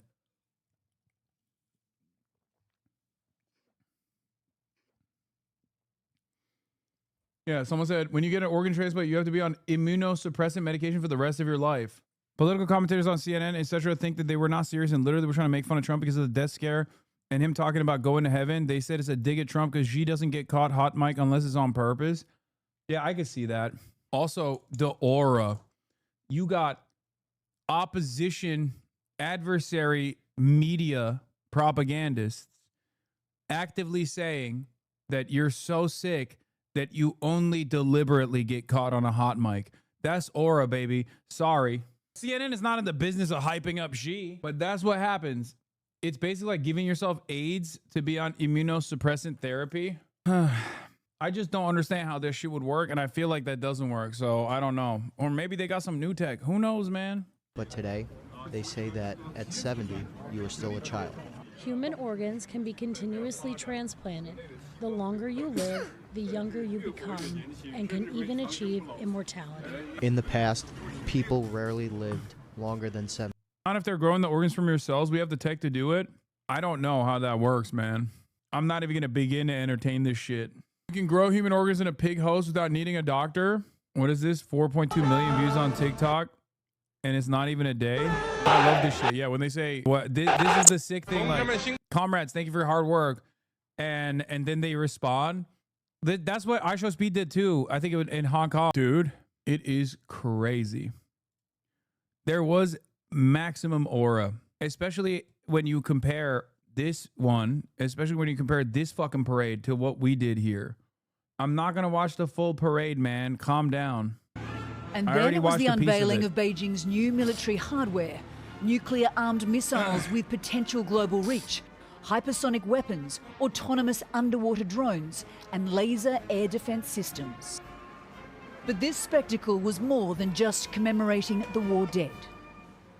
It was an opportunity for Xi to take center stage. I mean, the way this stuff works is like, the better your parade, the worse your military is on the ground. Low key. That's at least how it's worked historically. I'm not saying that like the Chinese military doesn't have prowess or whatever, but they are objectively an untested military. Let's be real. This isn't to say like, I'm not doing like Western chauvinist copium or some shit, okay? I am in awe of what the Chinese government has been able to do in such a short period of time. And anyone who does not recognize that is unironically oblivious and are they're running on fumes basically at this point. Like they're dunking on us. They're dabbing on us. So, you know, parade looking cool aside, who knows how this stuff works, but obviously the Chinese military is seen as more of a deterrence force than one that is an offensive force that maintains a global imperialist interests, as is the case with the American military force. That is objectively true, okay? That is objectively true. They don't use their military, okay? They don't.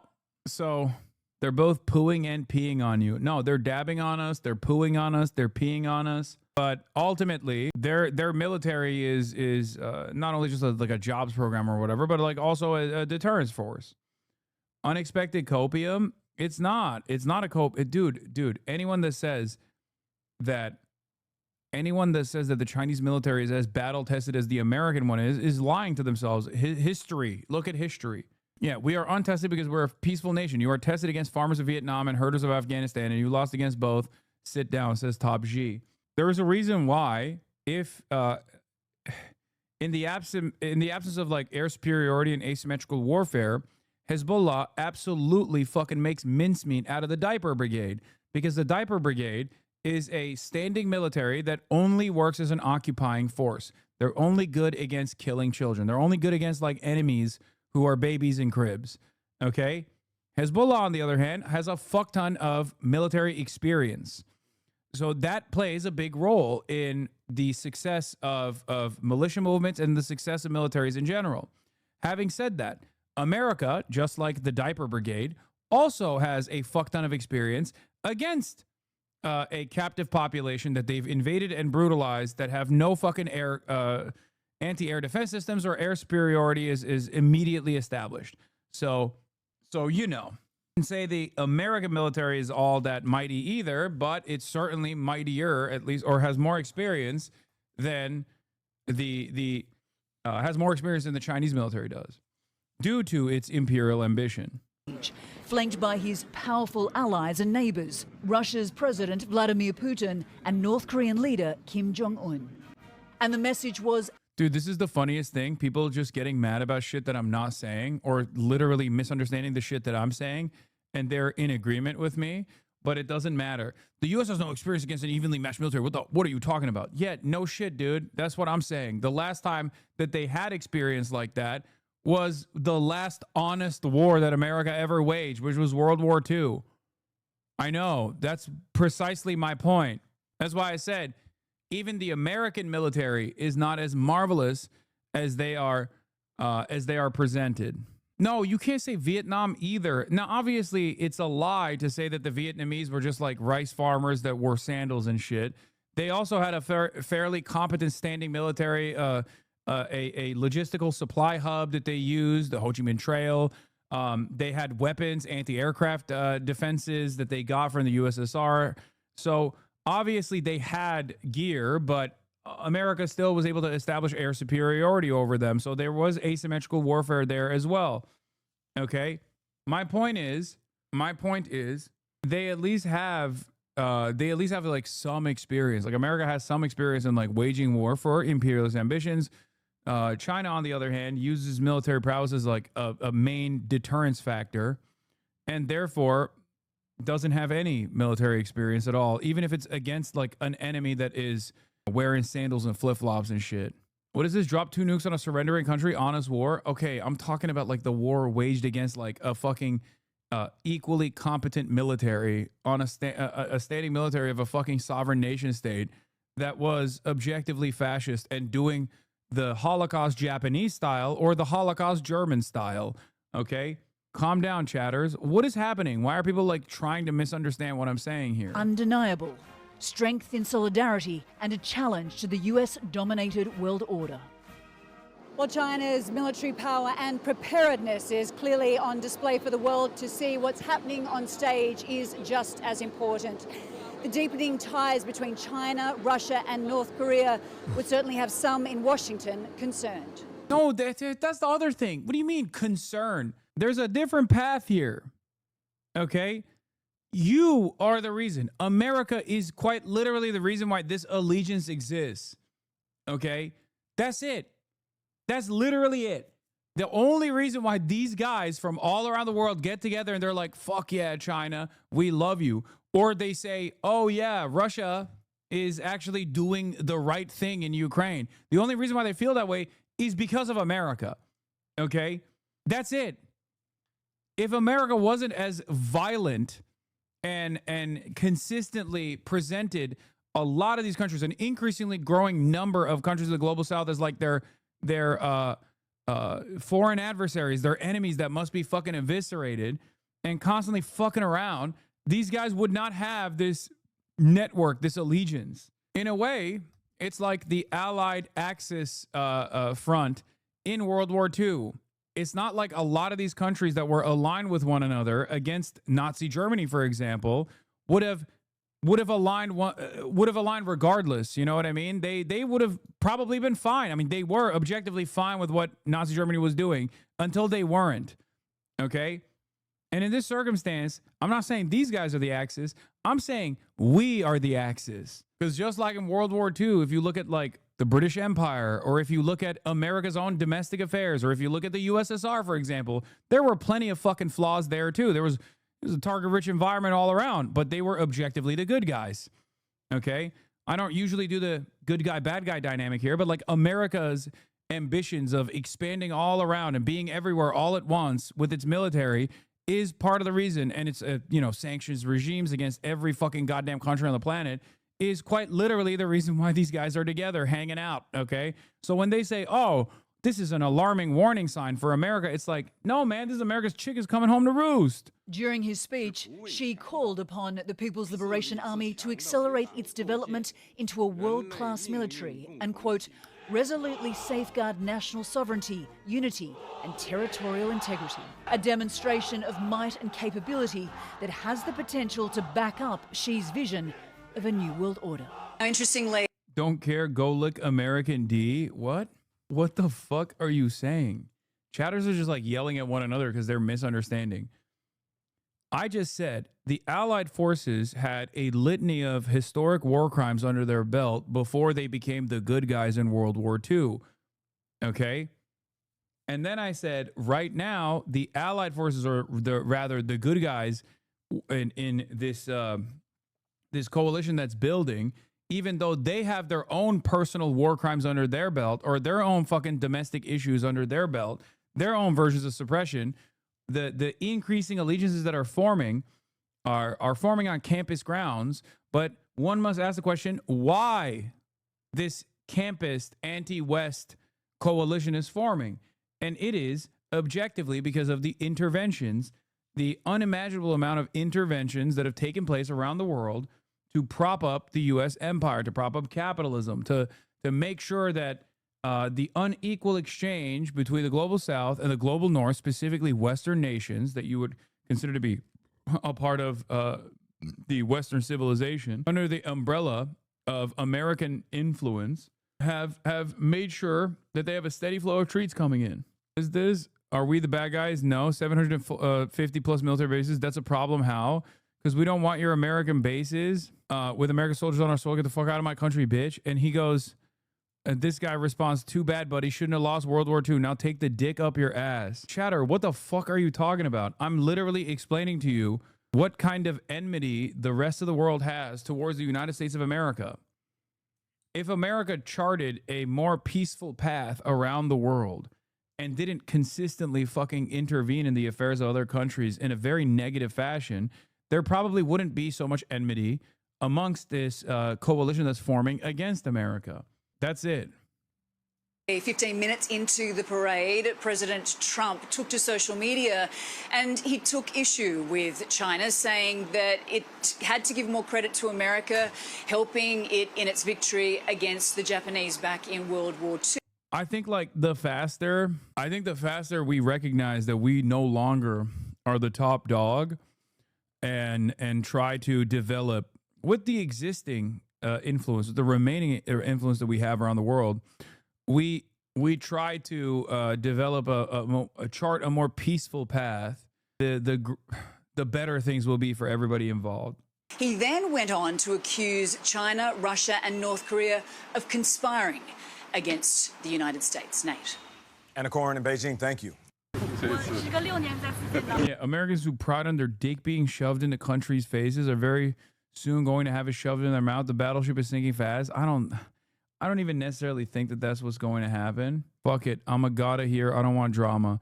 I just want to say I'd rather have the U.S. as number one than China or Russia, historical, bloodthirsty countries. Yep. First of all, I'm not saying that these countries have not contributed to a lot of pain around the globe historically.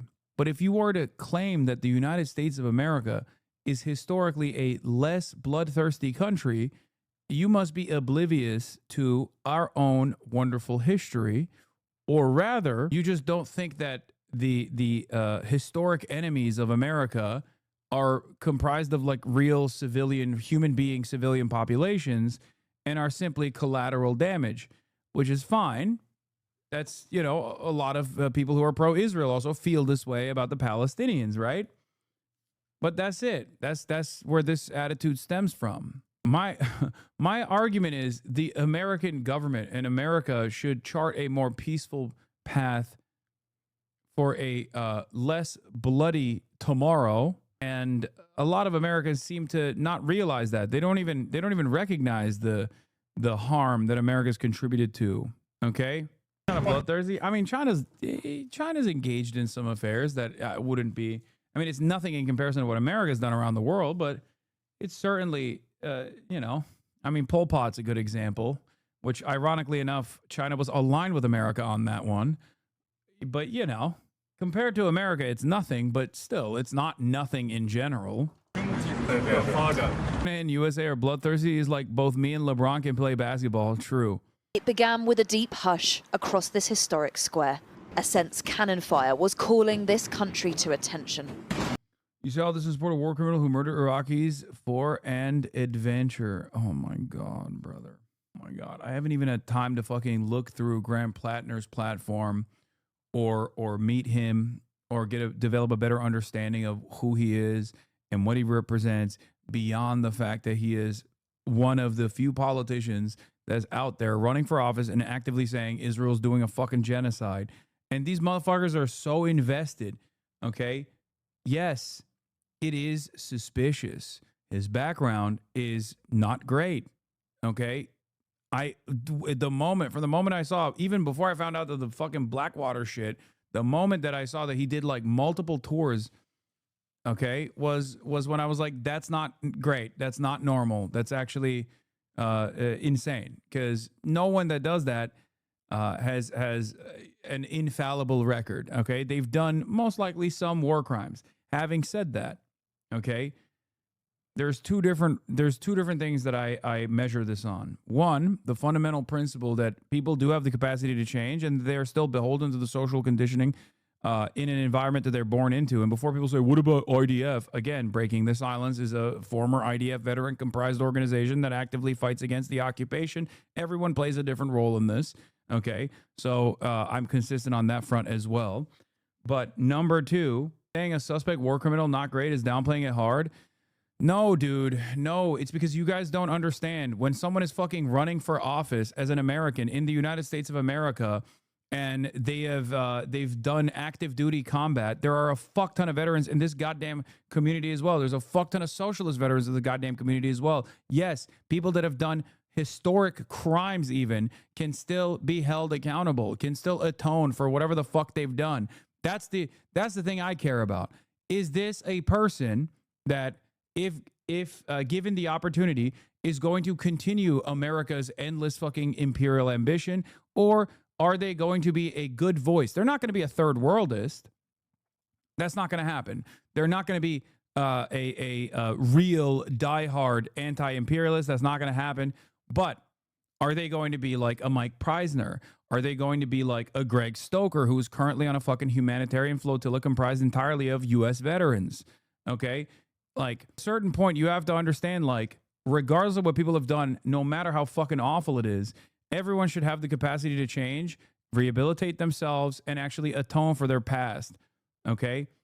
You can undermine that by saying, oh, dude, past mistakes, like you're talking about a fucking war criminal. And I don't know. I don't know exactly what his service comprised of. And also on top of that, what his current attitude is.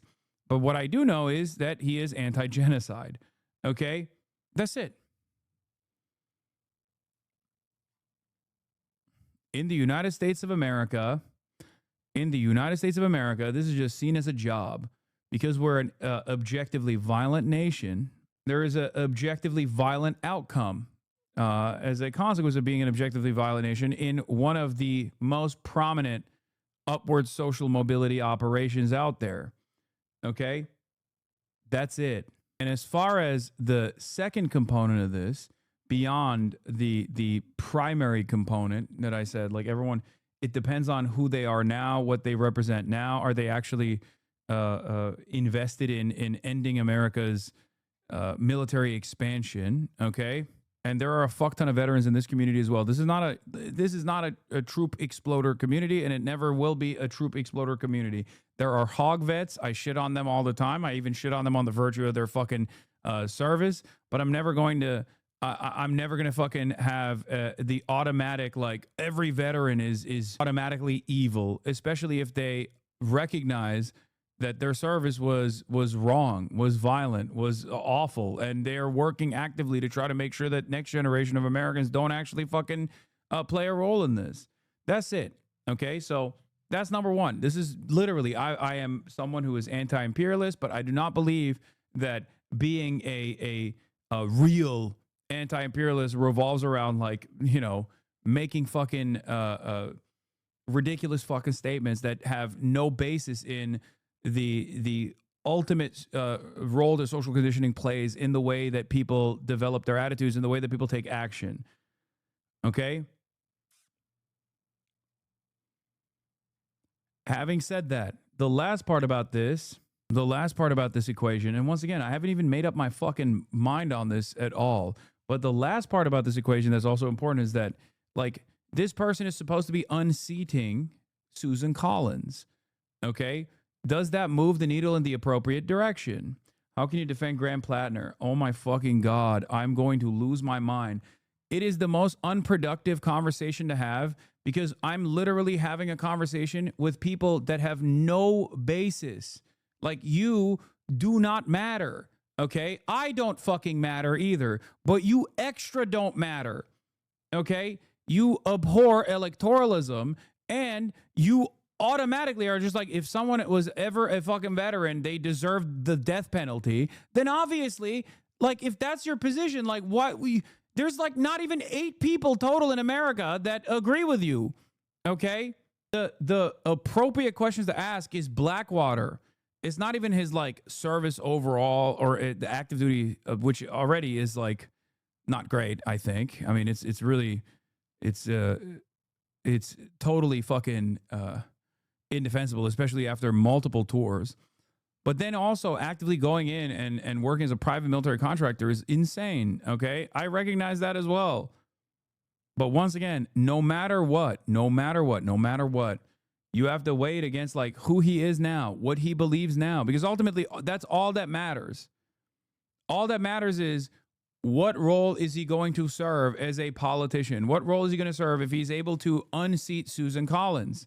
And also, who are the other people that are running against him?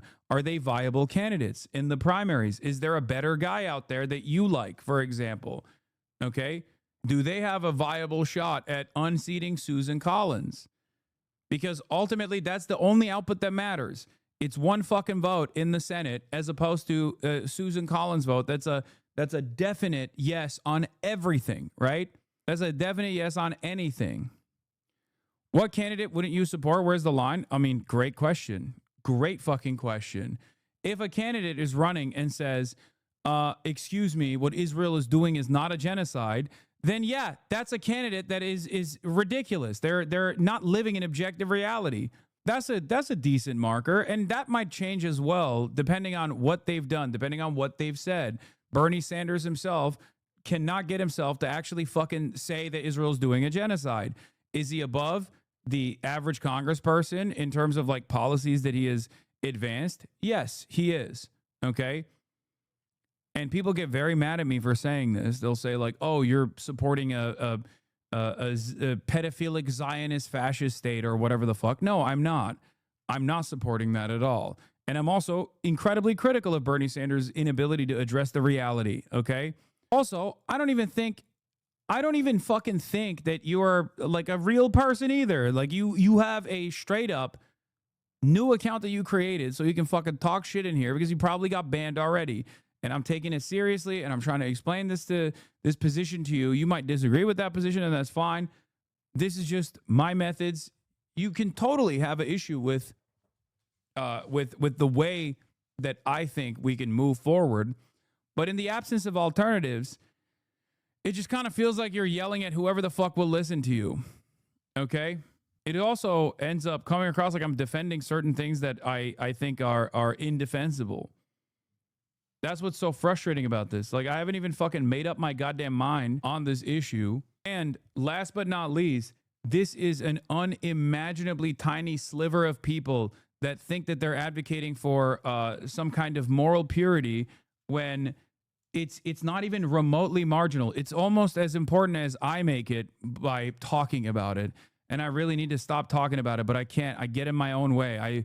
I love trying to fucking explain to people who are just like, you know, Maoist third worldist, that their worldview is like unsustainable to build any sort of fucking movement that could potentially later down the line stop America from intervening in world affairs in this incredibly violent way. But if I just say you're just a fucking Iowan Maoist who read, I don't know, Jay Sakai and are now LARPing, they get mad. They say, Hassan, you're sheltering yourself from reasonable criticism, you know? We keep telling you have like 10 main watchers and you fight like it's half your chat, lol. Yeah. I think this problem can be separated into two. The better candidate that can be and the repent position that he has and you support, which I don't. What? It's just like, if the standard is like someone saying that Israel's doing a genocide and that you're going to stop fucking weapons transfers from going to Israel, and that's like a decent standard to apply that many congresspersons, including fucking Bernie Sanders, doesn't even fully abide by, then what the fuck are we doing? It just kind of comes across like you don't want anybody, like, especially because there's no alternative. There's no alternative whatsoever.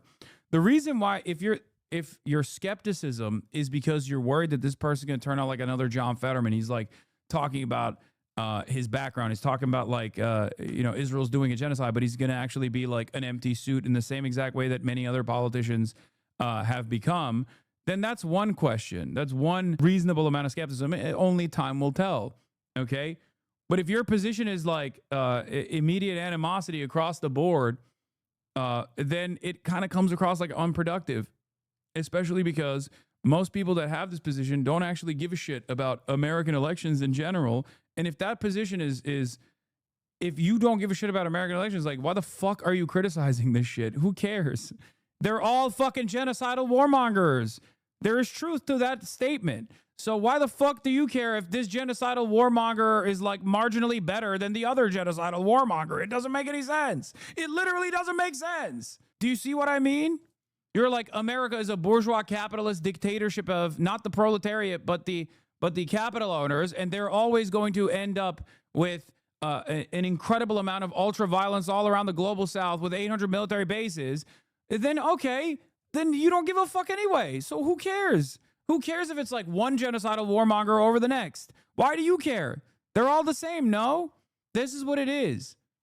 That's what it comes down to, where like people who take this position, who have completely shut out like any sort of marginal incremental change that could potentially alleviate some of the stresses that the American working class faces, or rather, not just the stresses that the American working class faces, but like create a network of pressure through labor militancy, through militant labor unions that can create hurdles against like America's further genocidal ambition, in the way that like European labor unions are currently on the Gaza humanitarian flotilla and are threatening to shut down every fucking port if a single one of their rank and file union members are harmed in the Gaza humanitarian ship, in order to draw support, or in order to force the hand of European countries into defending them by using the economic power that they hold through collective action in the form of work stoppages. And you're over here being like, well, you know, these guys ultimately are still a part of the labor aristocracy. Yeah, they are. Okay? They are. Everyone is. Poopy Peepee Man is back. And he said, bro, you're still arguing. But yeah, if he was working as a PMC as recent as 2018, your fans aren't going to fuck with him. Your sub shitting on him. So you wouldn't be surprised if there's some guys in here shitting on him. I mean, yeah, my sub is always more radical than I am. Or not even more radical than I am, but just like always find themselves whipped up in a fucking frenzy. I wouldn't even say necessarily that like their position is more radical than mine. It's just that people constantly want to present themselves as more radical than one another in an effort to create the notion that they're like the one true leftist, the most pure leftist. It is what it is. It's unfortunately a negative consequence of a lack of options, a sense of powerlessness, recognizing how impossible it is to make any sort of meaningful change, the deep nihilism that sets in, and then looking for targets that are more accepting of your criticism so that you can have a sense of control over your own life. In some ways, it's no different than like 2016 era SJWs that would like try to I don't know, get Stephen Colbert fired or something because he made a joke that was about Asian people, you know, that like, is that moving the needle in a productive fashion? No, it's not. But do we get whipped up into a frenzy because we feel like we have some motion there? So then it restores a sense of control that we actually lost on the political side. Yeah, that's it. And the same goes for what's taking place here as well.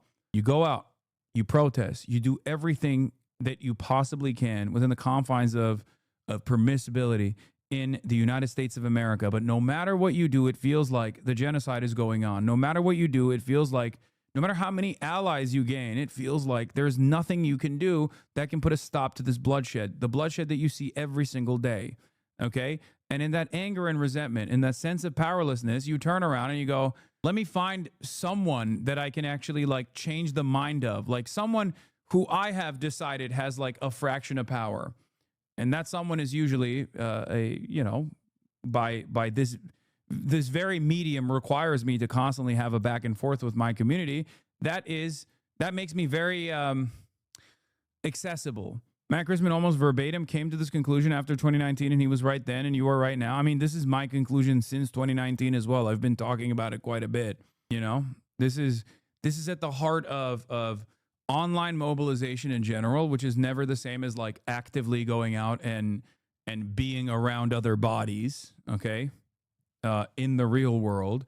But then this also stems from, you know, a feeling of powerlessness. I don't know how you manage to not feel completely alienated by supposed allies to the point you just give up and fall for the hug box on the right, but very grateful you haven't. Not only will I never do that, I urge you not to also do that either. Even though the left in moments like this come across as like entirely unapproachable and completely fucking insane. But the reason why I don't do that is because I'm a fucking committed believer into the causes that I advocate for. That's the reason. You can't like manipulate my worldview by just being fucking annoying. That's it. I've been this person and I've advocated for these things for a decade plus now, okay, in an unyielding manner. If you live in a third world country with a permanent boot on your neck and clock runs slower and your fuse shorter, so don't expect the same patience while y'all working on the best way to approach this. Okay, but if you live in the fucking global south, if you live in the global south that is experiencing the American boot on your neck, then yelling at a fucking Twitch streamer who actually advocates for your humanity is not actually the most productive way to go about it, don't you think? It's just not doing anything. That's my point. You're not doing anything. You're just looking for a reason as to why you're mad. I already know why you're mad. I understand why you're mad. Why are you yelling at me? Why you say fuck me for? That's it. Do you understand? Your only redeeming quality is you're consistent. My only redeeming quality? Okay. Nothing short of utter perfection would have been acceptable here. Every flex, every gesture, even their height, exactly matched. Tens of thousands marched to remember a world war where this country suffered so much. But under the eye of China's leading regime, looking back is clearly not the key point. Indeed, this day was as much about this president as anything else. Greetings, comrades, he shouts. Greetings, President, the reply. This is a display of his military reforms, his iron control grip, and his... I don't intend to change your political views, but perhaps I can convince you to dress appropriately for your age. What the fuck? I'm wearing a goddamn flannel. Top G. What do you mean by dress appropriately for your age? What do you want me to do? Wear the suit? Because I would love to. I need the Mao collar, baby. That's what I need. But like, I'm wearing a literal flannel. This is the most like my age dress I could ever dress up as. His vision for where China goes next. The Chinese nation is a great people who fear no tyranny and strive for self-reliance. The great rejuvenation of the Chinese nation is unstoppable. The noble cause of human peace and development will surely triumph. And this is clearly part of that vision. Not just what's on show, but who came to see it. These were the images that will most likely make history. Vladimir Putin to his right, Kim Jong-un to his left. A clear signal of a trio in sync. It is remarkable messaging about allegiance and intent for three leaders who don't always agree. And it did not go unnoticed by the one man they probably hoped would be watching. Please give my warmest regards to Putin and Kim, posted Trump, as you conspire against the United States of America. There is nothing subtle about a display of new military hardware. War readiness, clearly the message. But it's one that they have at least attempted to temper. One of the few soldiers they allowed us to speak to was from the Peacekeeping Brigade. We are holding this military parade to awaken our people's desire for peace. The Chinese military is committed to world peace, and we contribute to world peace. We will firmly fulfill our obligations as a major power.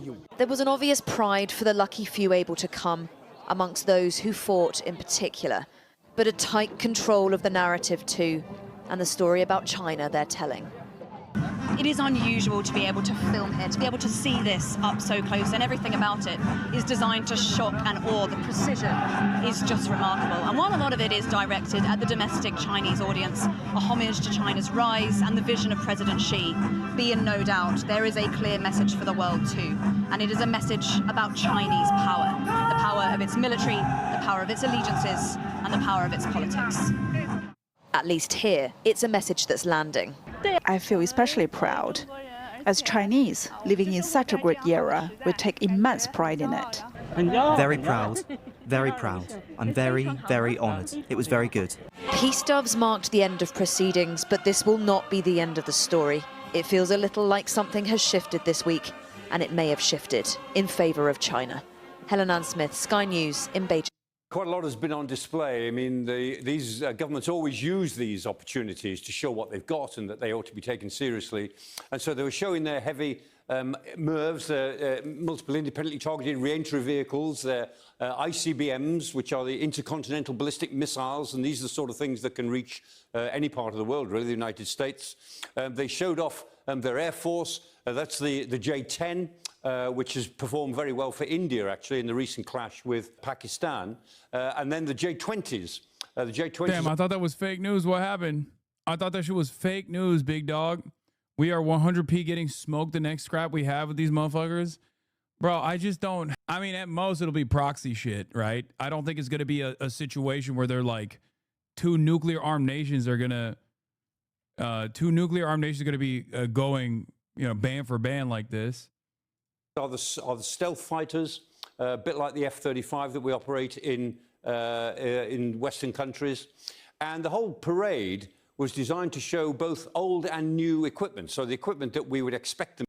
Xi should start the U.S. invasion with his baddie squad, then all libertarians will instantly give up and submit. Xi Jinping, women farm half the aura. Arguably in a proxy war already.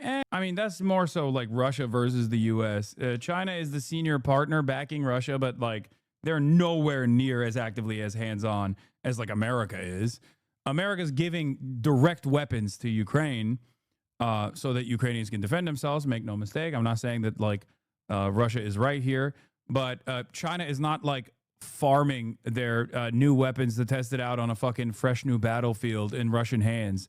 Yeah, North Korea is more actively involved in this than China is for sure. Bro, what are these hats? This is so sick. Theatrics, nothing more. You're Israeli, so it's normal you'd be surprised at a military being used for non-violent purposes. You think China sent a few of its own into Ukraine along with the North Koreans just to see what was up? No, as far as I understand, the Chinese government has actively told Chinese citizens to not go to Ukraine. And the ones that have been killed in conflict are like mercenaries. That's so funny, though. Yeah, China sent in a couple Asian guys because no one will know the difference. With the North Koreans is crazy. Looks like a hat you would wear in the Australian outback. Proof China will invade Australia? What do you mean, will? The invasion happened already, my friend. Where do you think they got the hats? Australia already is a Chinese vassal state, and they're very fortunate because of their proximity. What is this, Tiffany Fong? Isn't this like a super racist person? Yeah.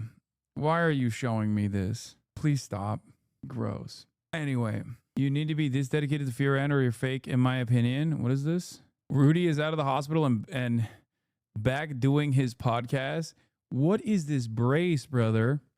What is happening? What the fuck? Did you hear about the InfoWars guy being fired for being anti-Trump? Yes. Troyer is out at InfoWars after Alex Jones just said he's been a little bit too negative about Donald Trump. In a recent video. This is 11 minutes long. I'm not going to watch the 11-minute video, but wait, what is this? Blowing up drug dealers is good. Here's you in a poppy field protecting the CIA ran Afghan heroin trade. Oh, man. Yeah, that's called eliminating market competition. Okay, sweetie, look it up. Your biggest fan? Why is you said Giuliani like Jolani? Why is the current leader of Syria, former Al-Qaeda commander, Rudolph Giuliani in a baby Bjorn? I got to tell you something crucial. Let's hear it. It's probably not. I'm going to be honest with you. I doubt it. I'm highly doubtful that what you're about to tell me is crucial. There's never been a moment where someone said, hey, check my past message. Yep, there it is. He said, hi. Okay, take a second off, chatter. That was not crucial at all. 1 second. It's like whenever someone says, hey, check my previous message, please. I have never checked someone's previous message and found that message to be worthwhile. Like I do it all the time and I can't stop myself. I can't stop myself from checking previous messages. And it's like, it's never good. It's always fucking bad. It's always just like some dumb shit that you thought was really important that I could totally do without. Also, stop spamming. Check my last message. Scoop, Puck News. Paramount is on the verge of acquiring Barry Weiss's Free Press and tossing her keys to CBS News. The deal is on the 1 yard line, I'm told. Nice. Oh, man. If you're wondering how much worse things could get, oh, trust me. Oh, baby, you don't even know. Oh, baby, you don't even know. I will say, Sean McCarthy has a more decipherable and rather humorous quip about this, okay, about the Graham Plattner situation, who said, held up a Free Palestine sign in the 1990s, joined Blackwater in 2018, most politically coherent American. That's like what do you say? What do you say to this? Okay, what do you say? It's literally How the fuck do you run around being like free Palestine in 1994 or 1995, and then you do like 11 tours, and then you turn around and join Blackwater after its 11th name change, because every time they did a name change, they would do another fucking insanely horrible war crime. And the reality is, I mean, what happened in between is 9/11 happened, and it bricked a lot of fucking people. Okay, it bricked a lot of people's brains. But ultimately, you're just, I guess you're just like unfamiliar with how indecipherable the American, like the average American's like worldview is, and how it does not follow like a straight path at all. Many of yourselves, many of the people in this community, including former veterans, like, you know, like people who have also toured and did active duty, okay? Many of yourselves are also a product of this like inconsistency, and only arrived at a holistic or coherent political worldview because you saw a dumbass from fucking Turkey on a goddamn Twitch stream explain things to you over and over and over again until it like finally stuck, where you were like, okay, maybe, hold on, this guy is actually right on this. Maybe he's right on other shit. So like, obviously, a lot of people are all over the fucking place. That's it. Anyway, it's going to be really ironic to have the free press on the same streaming platform as Star Trek Deep Space Nine quoting Marx and having analogs of Israel, Palestine. Again, that's America, baby. Is it learning or being morally lucky? Oh, God, this fucking argument. Dude, you are so full of yourself. It's insane. Do you even hear yourself? Okay. One day you'll get it. All right. It doesn't have to be me. It can be any number of different experiences and open-mindedness that you have. Okay? I'm just simply using myself here because this is a community that comes and listens to what I have to say every fucking day, despite me being a dumbass as well. Okay? That's it. You should go through some free press articles. They love the shit on Mamdani and aren't even hiding that they're right-wing anymore. They never did. Brother, the free press, I almost called it foreign press. The free press quite literally wrote numerous articles saying that, doing Holocaust denial, right? Like saying, oh, they're not actually starving at all. That's a fake. That's a phony. Like they were the ones who were pumping that bullshit. Don't entertain whining trots of cosplaying as third worlders. They're deeply irrelevant by any metric. I know they're even irrelevant in like leftist metrics as well. And I don't know if they're trots or real third worlders, but all of this is deeply irrelevant. That's it. We are all ultimately irrelevant in the grand scheme of things. The moment that we are no longer irrelevant will be a moment where American politics has changed dramatically. Do you understand? Like Nazis, straight up neo-Nazis, are more relevant in American politics than a socialist.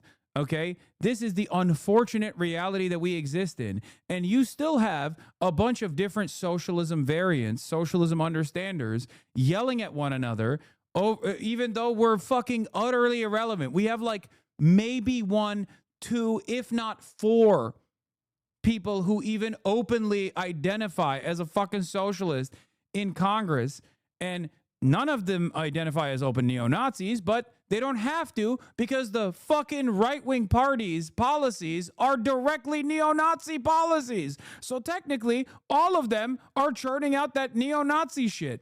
Our fucking self-identifying socialists can't even get together and put together any sort of degree of socialization in American politics.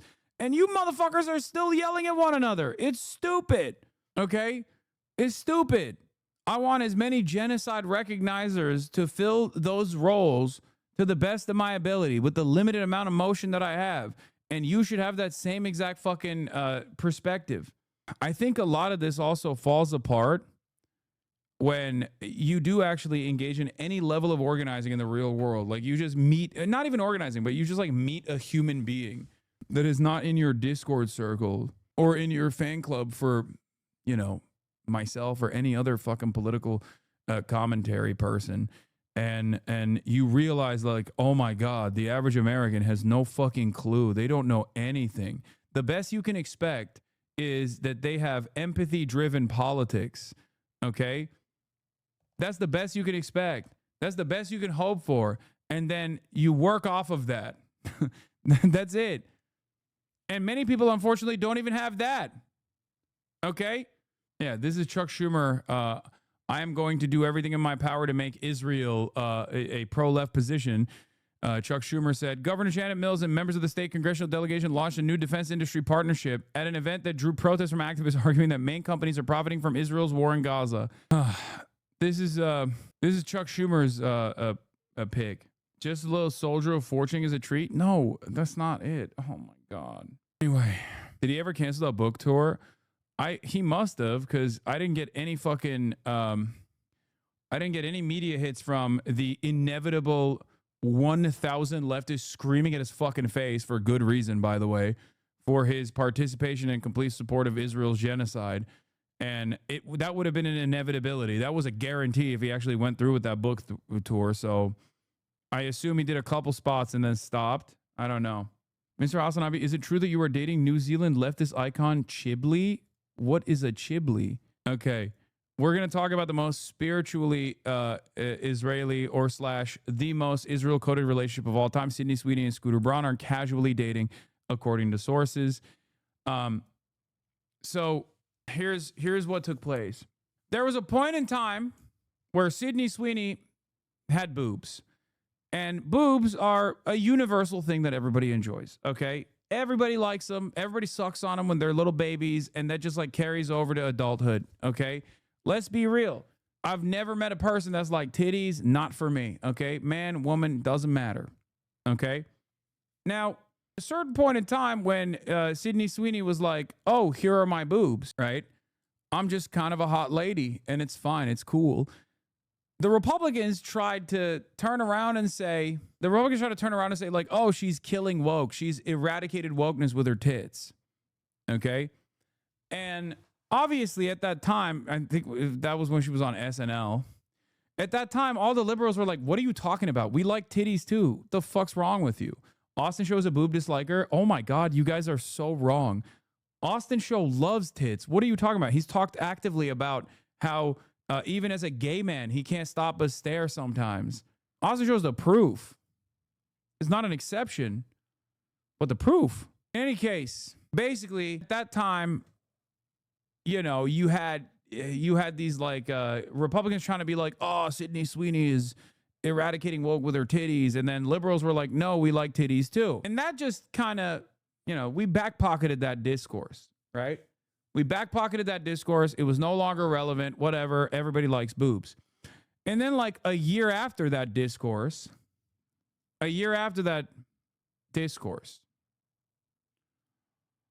Sydney Sweeney came back with the American Eagle jeans ad. American Eagle was like, we recognize that the environment has changed, and now we are going to follow the fake anti-woke agenda. We're going to do a jeans ad, right?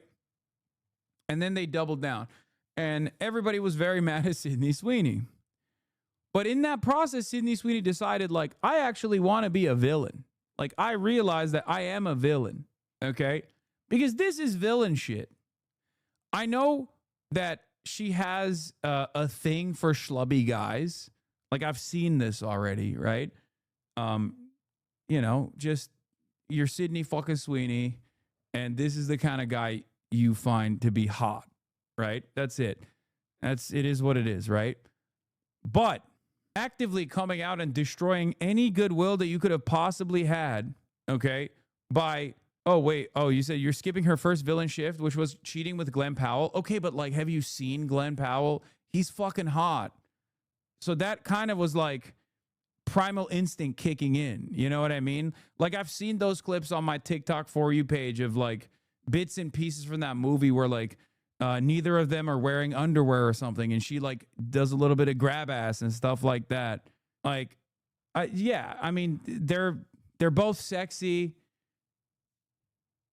They're both sexy, even though he has like a weird face. They're both hot. She's at that point like married to some, again, schlubby guy, and, you know, not the best person, right? Not the best person at all, but like does something where, you know, she fucks up whatever. You are thinking way too much about this, bro. Why are you like this, man? Okay. Well, cheating is okay if you're hot. I never said cheating is okay. I'm simply saying that, like, that makes more sense than this pairing. Okay? Because this pairing doesn't make any sense. Do you see what I mean? Like, cheating on your husband with a sexy ass coworker makes more sense, even though it's indecent and it's totally fucked up. It still makes more sense than being like, oh yeah, I love Scooter fucking Braun, a literal villain, okay? Like a honest to God Hollywood villain, this man is. There is not a group of people that he has not fucked over in his long career. His entire position is to basically be the guy that's there and just takes a piece off of other people's labor. That's all he does. He just sits there and just collects checks, whether it be Taylor Swift, whether it be fucking over Justin Bieber, many beloved figures. Okay? So for Sydney Sweeney to look at that guy, especially at a time when, like, he's getting yelled at by K-pop stans as well as, like, the American version of K-pop stans, the Swifties and the fucking Bieber heads and all this stuff. And then on top of that, being the Israel guy post-October 7, which is what Scooter Braun did. He was like, oh, am I hated by everybody in Hollywood? Well, guess what I'm going to do? Israel pivot, okay?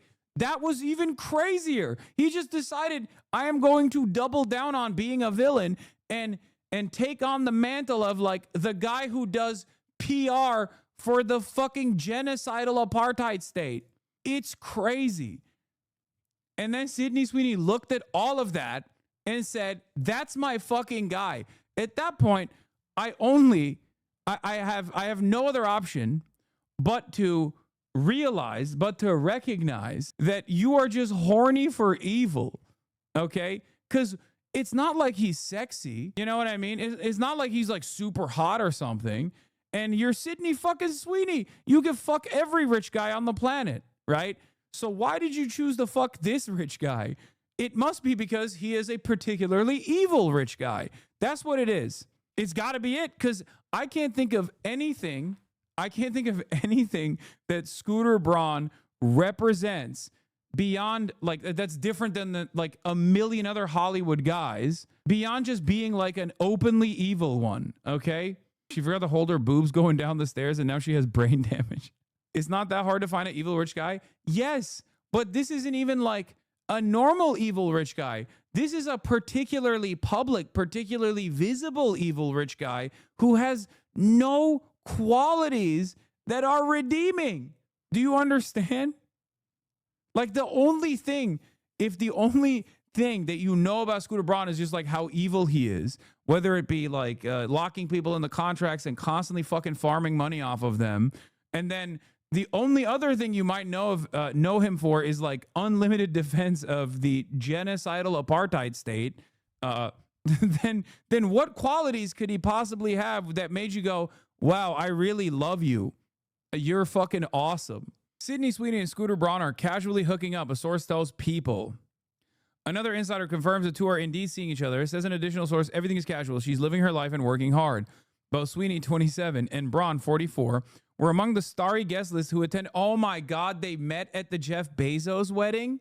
I feel like that's the Davos summit for evil, which is also the Davos summit. Oh my God. Jonathan Davino and Sydney Sweeney in Los Angeles on October 23rd, 2018.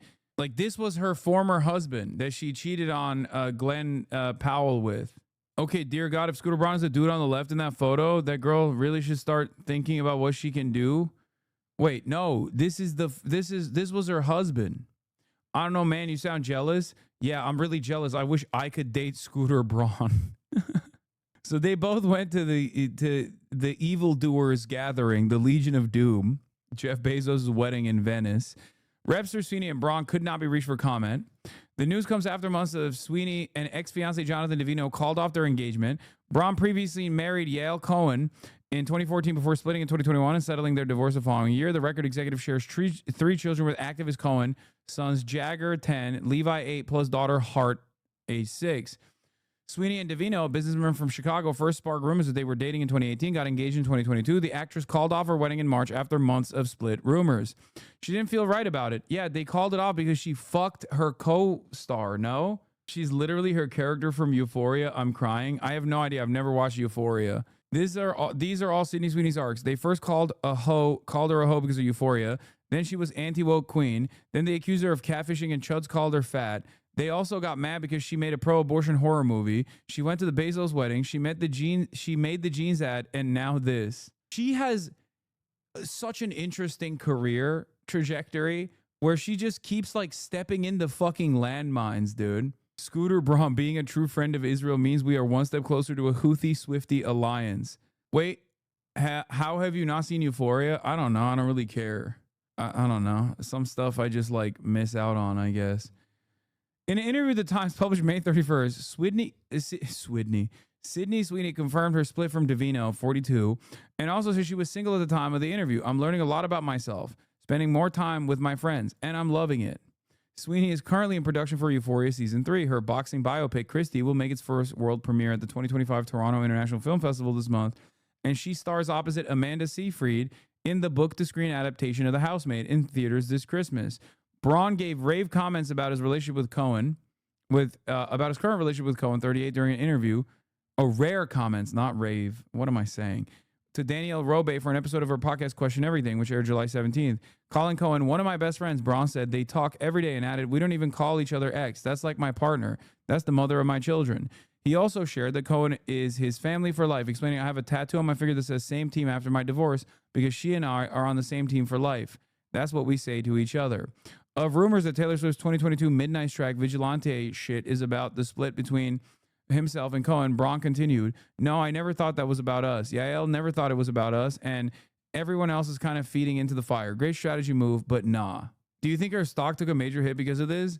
I mean, I think like I want to say this is just like love finding a way, but like it sounds so silly to say that about like someone like Sydney Sweeney versus Scooter fucking Braun. You know what I mean? Like she just really fell in love with Scooter Braun. What could he have told her at the Jeff Bezos wedding? Hey, what's up, Sydney? I want you to see my We Will Dance Again Nova Festival exhibit that I put together. I'm Israel High, by the way. Also, I have a lot of money because I basically stole it from many other celebrities who I worked with. Like, what could it be? Damn, this guy's good.